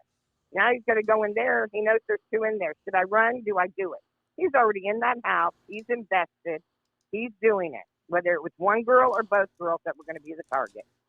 He's going to do it, but he can't do what he planned on doing. And he already knows Ethan's there, but he's going to do it anyway, because I believe he knew Ethan went in that room with Dana. He didn't just show up at 3 o'clock, not know who was in that house and who was up and who not asleep. He waited for those lights to go out. But I still believe he's close to them. He knows that house. It's a maze of a house. He knows how to navigate through it. And even if you want to say he's a stalker, he pulled it up on Zillow and all that stuff, he still had to have some familiarity with that house. And I still believe he had familiarity with the dog, okay? He knew what circumstances he was coming into. He knew there were two other roommates down on that ground floor. He didn't make a lot of noise. He didn't come with guns. He didn't come dense. And he wasn't going to give them a chance to scream because it's a dense neighborhood. You know, I don't believe he's a Ted Bundy. Okay, Ted Bundy got more experience and more crazier and more crazier. Right. I don't believe he planned on going in there to kill 4 people. He knew once Ethan was in there, he was taking a chance, but he was too invested at that point. And for some reason, he didn't feel like he could put it off, or he had just talked himself into it and planned it for so long, what he was going to do to that person, because he was so angry. The anger built and built and built. The adrenaline builds. And all of a sudden, you just got to pull the switch and do it. Yeah. He thought he'd picked the perfect night. Maybe Kaylee showed up in Ethan. Maybe he planned on Kaylee before she leaves and didn't plan on Ethan. But the whole point was, whoever his target was, I believe he got his target, and he was leaving. And I think he somehow encountered them. Because I don't believe after killing 2 people, you want it, and it takes a lot of energy to kill 4 people. Right. And especially if one of them's a guy that's 40, that's athletic, that's as big as Ethan. You have to have a lot of adrenaline going and be a big, strong, athletic guy yourself. Because now you've already killed 2 people. I agree with that. And you got to knock him out. But most. And Dana's father even said she fought for her life. She fought hard as Ethan. Yeah, he said now, that. Now, the lock did throw me off. You know, the lock did throw me off. But when people get stabbed, okay, I've read cases, covered cases where there's been 100 stab wounds on one person, right? Yeah, that's pretty personal, right? It doesn't take. Yeah, well, yeah, it doesn't. I mean, it's really, who knows how much energy, you know, that they expended doing it, because it would, what, 5, This 6? is what I heard. In order to take that kind of knife, this is what I was told from military people, to take that kind of knife, okay, and stab person as deep as that person was stabbed for the final kill, but he still stabbed them several times, not just once. They were stabbed several times. The coroner said several times, sure, one kill shot to the chest. It expends a lot of energy to do that, okay? And he did it to the 2 girls up top. Now imagine coming down and having a big guy and a pretty athletic girl, from what I understand, with Zayna, and you're going to take those two on afterwards, or after taking them on, you're going to run upstairs and take on two little girls. No, you would. I think if people want to say, oh, he was going to kill the two downstairs too because they might know who he was. Okay, no, because once you've expended that energy and had the fight with Ethan and Zayna, you're getting the hell out of there. Because now you're probably even wondering if you've been heard by them downstairs. Right. But I don't think he was going to take on. He would have been completely crazy to think he could take on Ethan and Zayna. Okay, the build they have, the way they're together. If he wanted to take them on, even in their sleep, okay, it would have been crazy to do that with 4 other people in the house. Because that should have been a fight that would have woke up probably 2 or 4 of them. Well, look. But the girls knows nothing. And the girls downstairs said they did hear stuff, but they thought it was a party and made sure the doors were locked. That makes sense. So I think that was them hearing Zayna and Ethan. Right. Well. And if the girls had come downstairs to see Zayna and Ethan in trouble, they wouldn't have been killed up in their room in a bed like that. Right. They would have been killed, screaming, dialing 911, or laying on the floor. So the only way it happened is that he went to the 3rd floor first and came down and encountered them. And I don't think he would have been dumb enough by himself to go in that room and want to pick a fight. And I think they had their doors locked because their door would have been locked because they're a couple in a room. Right. Yeah. Not 2 girls.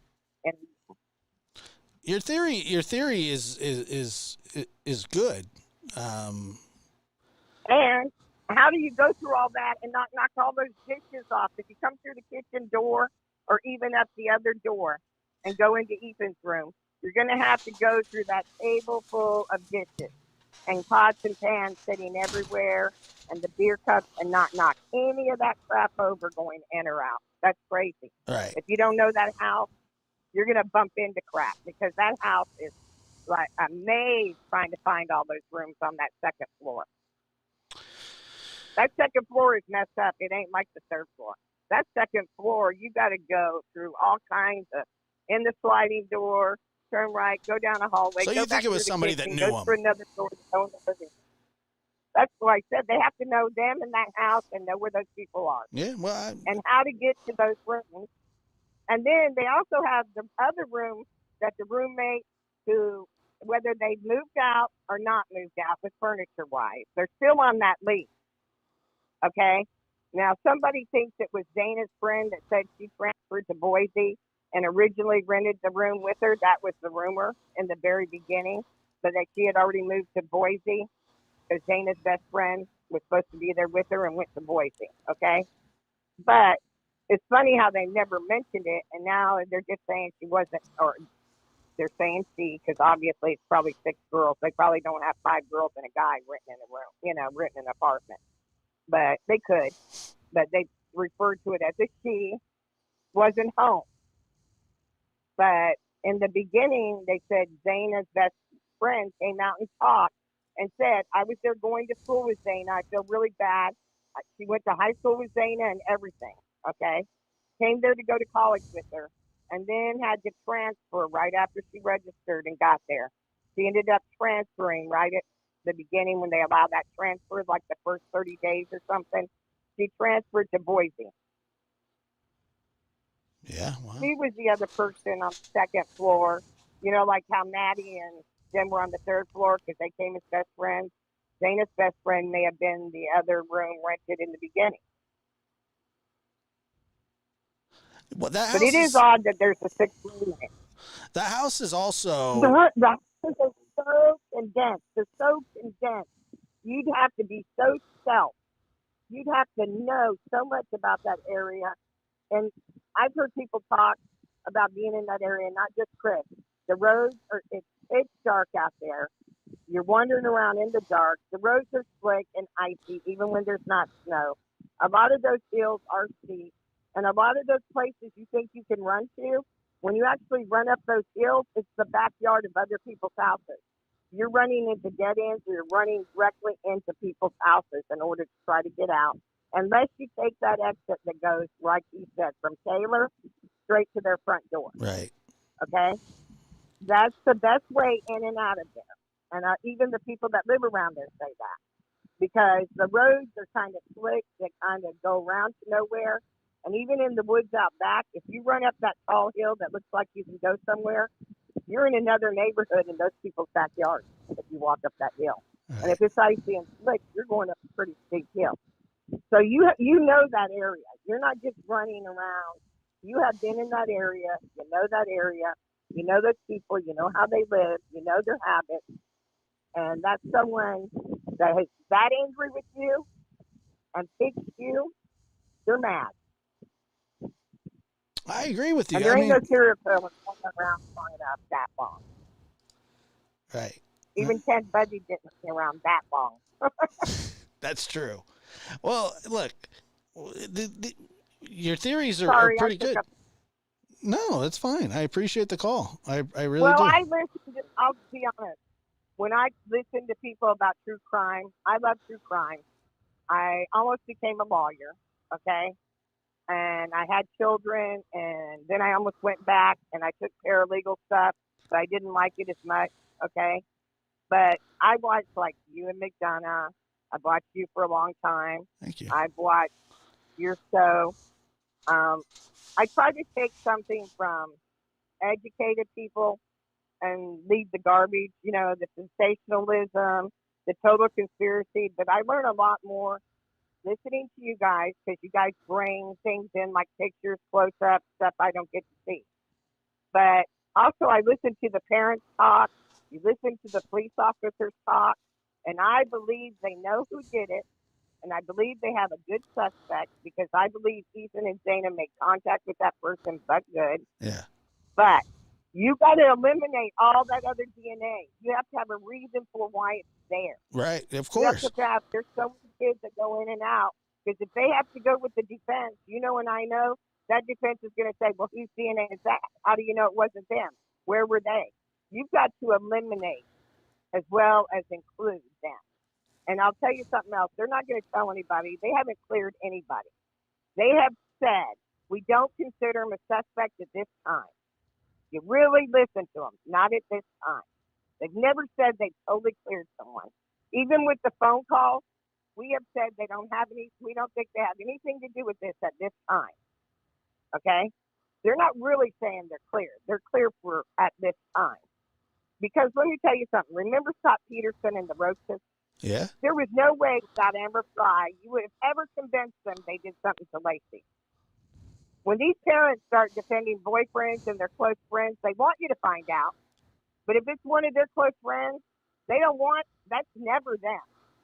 It's never their good friend. It's never that friend. Yeah. Okay? But it's the other roommate's friends or boyfriends, but not theirs. They're all saying the same thing. The parents are all saying the same thing about their close friends, their boyfriends, or their girlfriends. That's why sometimes it's easier to just say they're clear for right now or they're whatever. And that's why you shut down talking to parents and everybody else. Right. Well, because you can rule somebody out. Investigation and don't know it. You can rule somebody out and then put them put them back in. That's exactly what I'm saying. Do it all the time. If you've noticed, they've always said everything they say is ruled out for now. They're not a suspect for now. They're ruled out for now. They always make sure they add that little bit of for now as low as it is. Right. There's always that question. So these people just jump to conclusions about, they cleared all these people. I'm thinking, if you really listen to them, they never said all that. Yeah. No, I hear you. I hear you. I thank you because for the call, though. They don't want the suspect to know. No, of course not. There's a lot of stuff to do. There's so many forensics to do to rule those people out. Because if you want to get them, you have to get them and leave the defense nothing. Exactly. And they're not just trying to solve the case. They got to prosecute the case, too. That's what I said. They have to prosecute. If you notice, they have been going back in there They closed that whole crime scene down, and I heard they went back in there again tonight. Right. Yeah, and brought stuff out. I've heard that too. I think News Nation was brought it reporting out that. and fixed that. So Yeah. that tells me I think they're confirming and confirming and confirming. Sure. They're on to something. They're just continuing to go back wherever they got a hit. They want to collect more, or they want to rule it in or rule it out. Right now, it's getting there because you've got the FBI, you've got a whole bunch of people in there, and I'm telling you, it's because they're with a whole lot of people that's making it hard. And then there's people that came in and did kind of mess up the scene a little. I believe that, but still, you have all the college kids too. But it's like you said, they have to build a case. Sure. They can't just get a suspect. No. They got to build a case. Correct. And I would think that they're just trying to encompass every aspect of it, and it takes a little time, unfortunately. And whoever it is, most likely is going to have a very good attorney, because most of those kids that are going to that college seem to have parents who have money.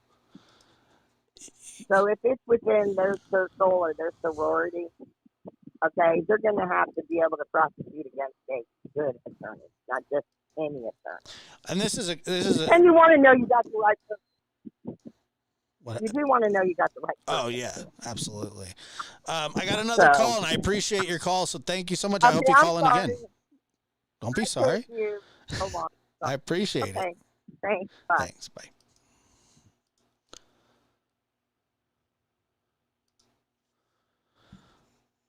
Caller, go ahead.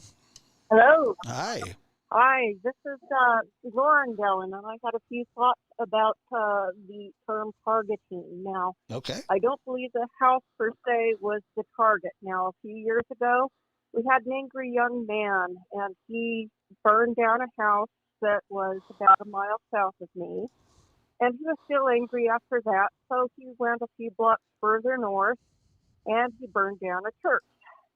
And then he still was angry, so he came up the street, and there's a church on the corner right across from my house, and he didn't burn that one down. There were a bunch of apartments on two different sides of the church, so he skipped that, and he turned west, and he headed a few blocks over and burned down another church.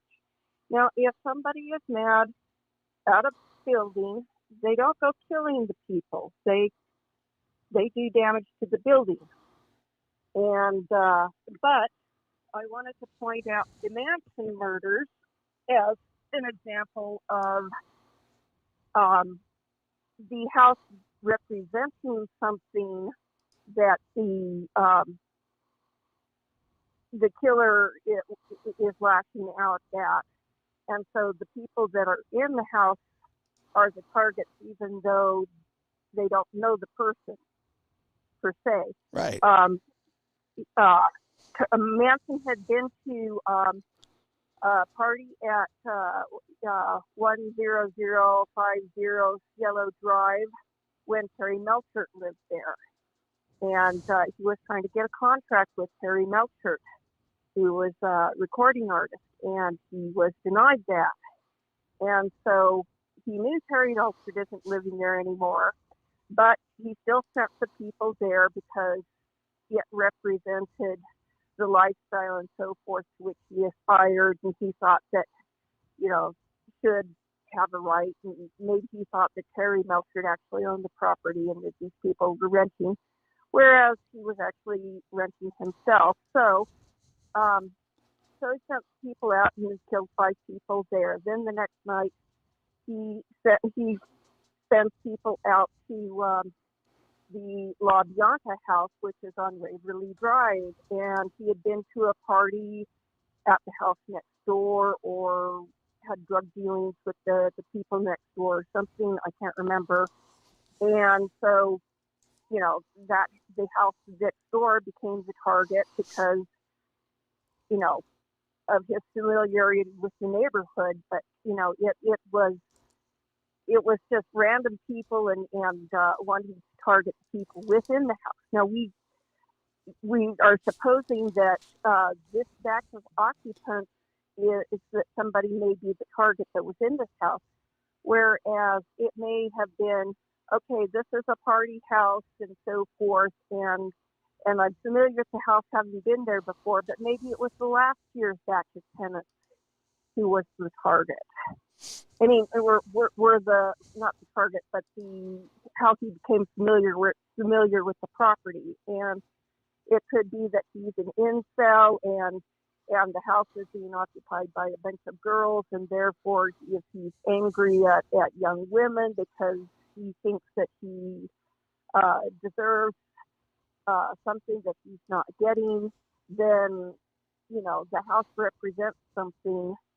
And so, you know, that would be a logical one for him to target under those circumstances. So, you know, that kind of, the house is a target, but not the target, if you understand what I mean. Right. No, I 100% understand and agree with what you're saying. You know, truth of the matter is that, you know, we don't know anything. And that's what's so frustrating for people. And I completely understand that, that people want answers, and specifically the families. I understand the families demanding and wanting answers. It's totally understandable. I think that the public want, especially the immediate public that is in the immediate area. Well, you look at the... They're curious, too. They want to know... How scared the people were in Washington State when Ted Bundy was on the prowl. How scared people were here in the Wasatch Front when Ted Bundy was here when I was, you know, an 8-year-old kid. How scared the people were in Florida after the Chi Omega murders. Right. Of course. You know, that, they want answers, and you can't give everything, but, you know, it's kind of a fine line. You know, you want to allay people's fears, but you don't want to, you know, give away your hand. So, you know, it's a tricky situation. It is a tricky situation. And I'll expand here on the other side. I'm going to play a video. I appreciate your call, and let's see. Okay. Please call back again. I always enjoy when you call. Thank you so much. Okay. All right. Okay. Bye-bye. Bye. Great calls. All great calls. So here's the thing about, let me just address, because, you know, we do have speculation theories going on, and some people may not like that, and some people love it. Everything that's said here is a theory. It's people's thoughts. It's their curiosity. It's people trying to navigate how stuff like this happens. And I'm all for that. I have no problem as long as everybody's respectful about it. But the fact of the matter is none of us know anything other than what's been put out by law enforcement. And we do have to take them at their word. Hold on one second. Let's just take a listen here. Oh, because it was safe. There had not been a homicide in Moscow in 7 years. And now this morning he tells me the only thing worse than losing his daughter, her best friend, and 2 others is not knowing why or who is responsible. This morning, students on edge at the University of Idaho as the search for the killer in that brutal quadruple homicide enters its 3rd week. It is disconcerting that there is somebody out there who's done such a horrible thing and they haven't been caught. The school posting this notice on social media Monday, writing increased security will be on site for the remainder of the semester. Stephen Zalfes, the father of one of the victims, 21-year-old Kaylee, now shedding new light on what happened that night in his first sit-down interview.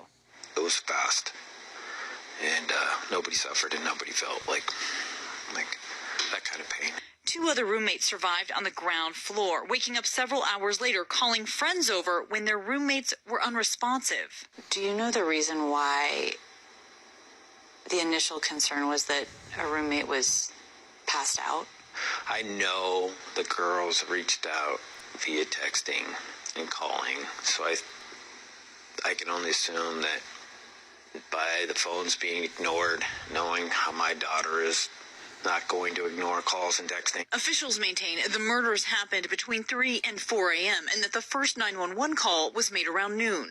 Just hours later, Steve was informed of his daughter's death, not by police, but by family members on campus. Let's call Maddie. And then you realize Maddie's gone too. Madison Mogan was Kaylee's lifelong best friend. The pair seen together in their final hours of life, laughing and ordering late-night food before getting a ride home together in what Steve described as a sorority-designated driver service. You can't imagine sending your girl to college and then they come back in an urn. And now, the families of the victims growing frustrated by the lack of answers. I haven't earned the ability to grieve the way that I want to grieve. I want to be able to have justice first. Now, Steve says that he does plan to speak at the candlelight vigil tomorrow. He went on to say he doesn't want the city of Moscow to fall apart over this. And TJ, in a show of solidarity, that candlelight vigil will be held in various locations across this entire state. All right, Kana, we thank you so much. And I want to bring in now ABC News contributor and former FBI agent Brad Garrett. The family's looking for answers, some details as they continue to trickle out, some of the new details we're hearing. What stands out to you? So you have 4 people killed on 2 different floors of a house, which would certainly suggest, TJ, that somebody at least knew the basic layout of the house. Think about how long it would take to go from victim to victim, so somebody had patience. The police have described a combat-type knife. So the person apparently went there to really do what they ended up doing. So once you've eliminated, I assume this has happened, sort of the immediate circle, college students that are around these kids, people that may have threatened one of them, stalked them, whatever. I'm not hearing anything that supports a killer in that group. So what do you have to do if there's not an immediate connection? You have to go to sort of a wider circle. You would look at, for example, maybe or maybe not somebody older. I only suggest that because this crime appears to be very focused and the person had a comfort level in the house. And so as a result, you start looking at sort of relationships that really aren't tight with these kids. See, somebody they met occasionally, somebody that may have come to the house to attend a party. Apparently this was a big party house.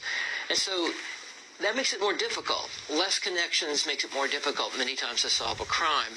And you're also going to have to look, and the police have already talked about this, of similar type crimes in other parts of the country, in particular in the Northwest, which they're saying initially there is no connection, and there may not be. But you're really going to have to look at this bigger circle that I'm suggesting. A wider circle, somebody that knew the layout, some of those details, but what type of person, and somebody could argue, what kind of monster are they looking for? So if somebody that's done this before, I mean, TJ, people who do this kind of stuff get a big thrill out of doing it. Now, we don't know if it's that type of person, but that it could be something like that. The idea that you killed 4 people just tells me that this was sort of driven by something you intrinsically wanted to do, less so than maybe one student mad at another student. You can only imagine the fear in that community knowing that person is still out there. Brett Garrett, we appreciate you as always. Hey, TJ, good morning. Kaylee Gonzalez's father told me. Somebody said Fox News cross-country video from tonight is a bombshell. I'm not going to play it because they'll probably just strike. They'll probably just strike me, but I will definitely check that out. I would not let my child go back. I probably wouldn't either. I don't know. It's just, the whole thing is terrifying, to be honest. And that's a fact. I mean, I guess it could be. Could be a serial killer. It could be someone hallucinating, but it could literally be anything. Thank you for becoming a member as well, Lila. I appreciate that. And then let me go say, and 9 Lives Mama also became a member. Thank you guys. I appreciate that.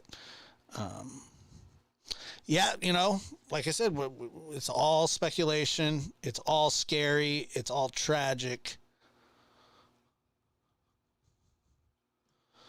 And we just, support. I truly do support law enforcement, and I think that they're going to solve this case. They just need some time, and they can't necessarily worry about the public scrutiny. They have to do their job in the midst of that. And it's what's happening in almost every case now. If it's not solved in mere hours,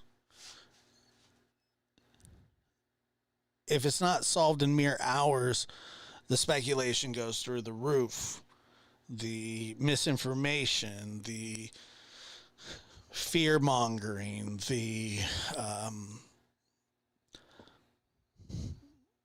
just everything. It sucks. But we need to let them do their job. Stay out of the way. If you have any information, contact them. Contact law enforcement. I think they're going to get this done. They're going to get this figured out. They're going to get whoever did this. I truly, truly believe that. I don't think you can leave a scene like that and not let people know that you were in the house that are actively looking to get you.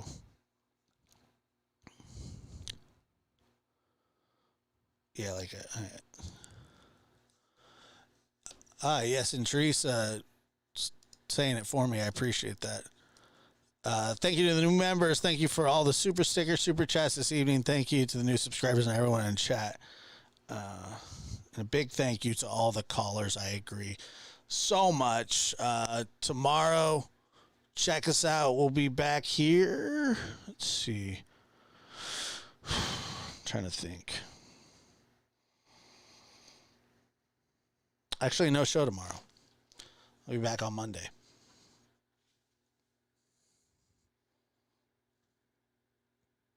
Bye for now. There is no investigation. This boy has. There is not, really? It is to me. Don't say any F's and stuff. But I have to put her on the side and worry about I'm gonna do what I gotta do for me and my boys and my kids. Don't say any F's and stuff. There is no investigation. This boy has. There is not, really? It is to me.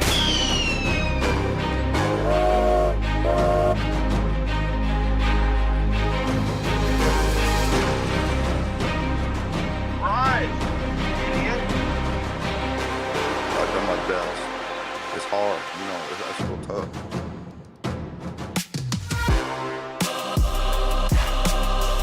But I have to put her on the side and worry about the boys. I'm gonna do what I gotta do for me and my boys and my kids. Don't say any F's and stuff. Live from the NBD Production Studios, you're in the lab with your host, Joshua Diaz. There is no investigation. This boy has. There is not, really? It is to me. But I have to put her on the side and worry about the boys. But I have to.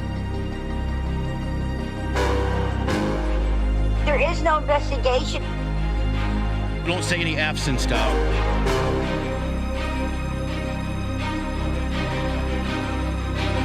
But I have to put her have to put her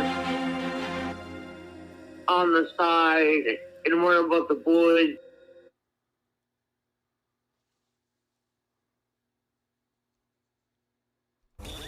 Blazing the steel. Bring the heat. Mix it non-stop with the hottest DJ. I'm your host, Joshua Diaz. Non-stop.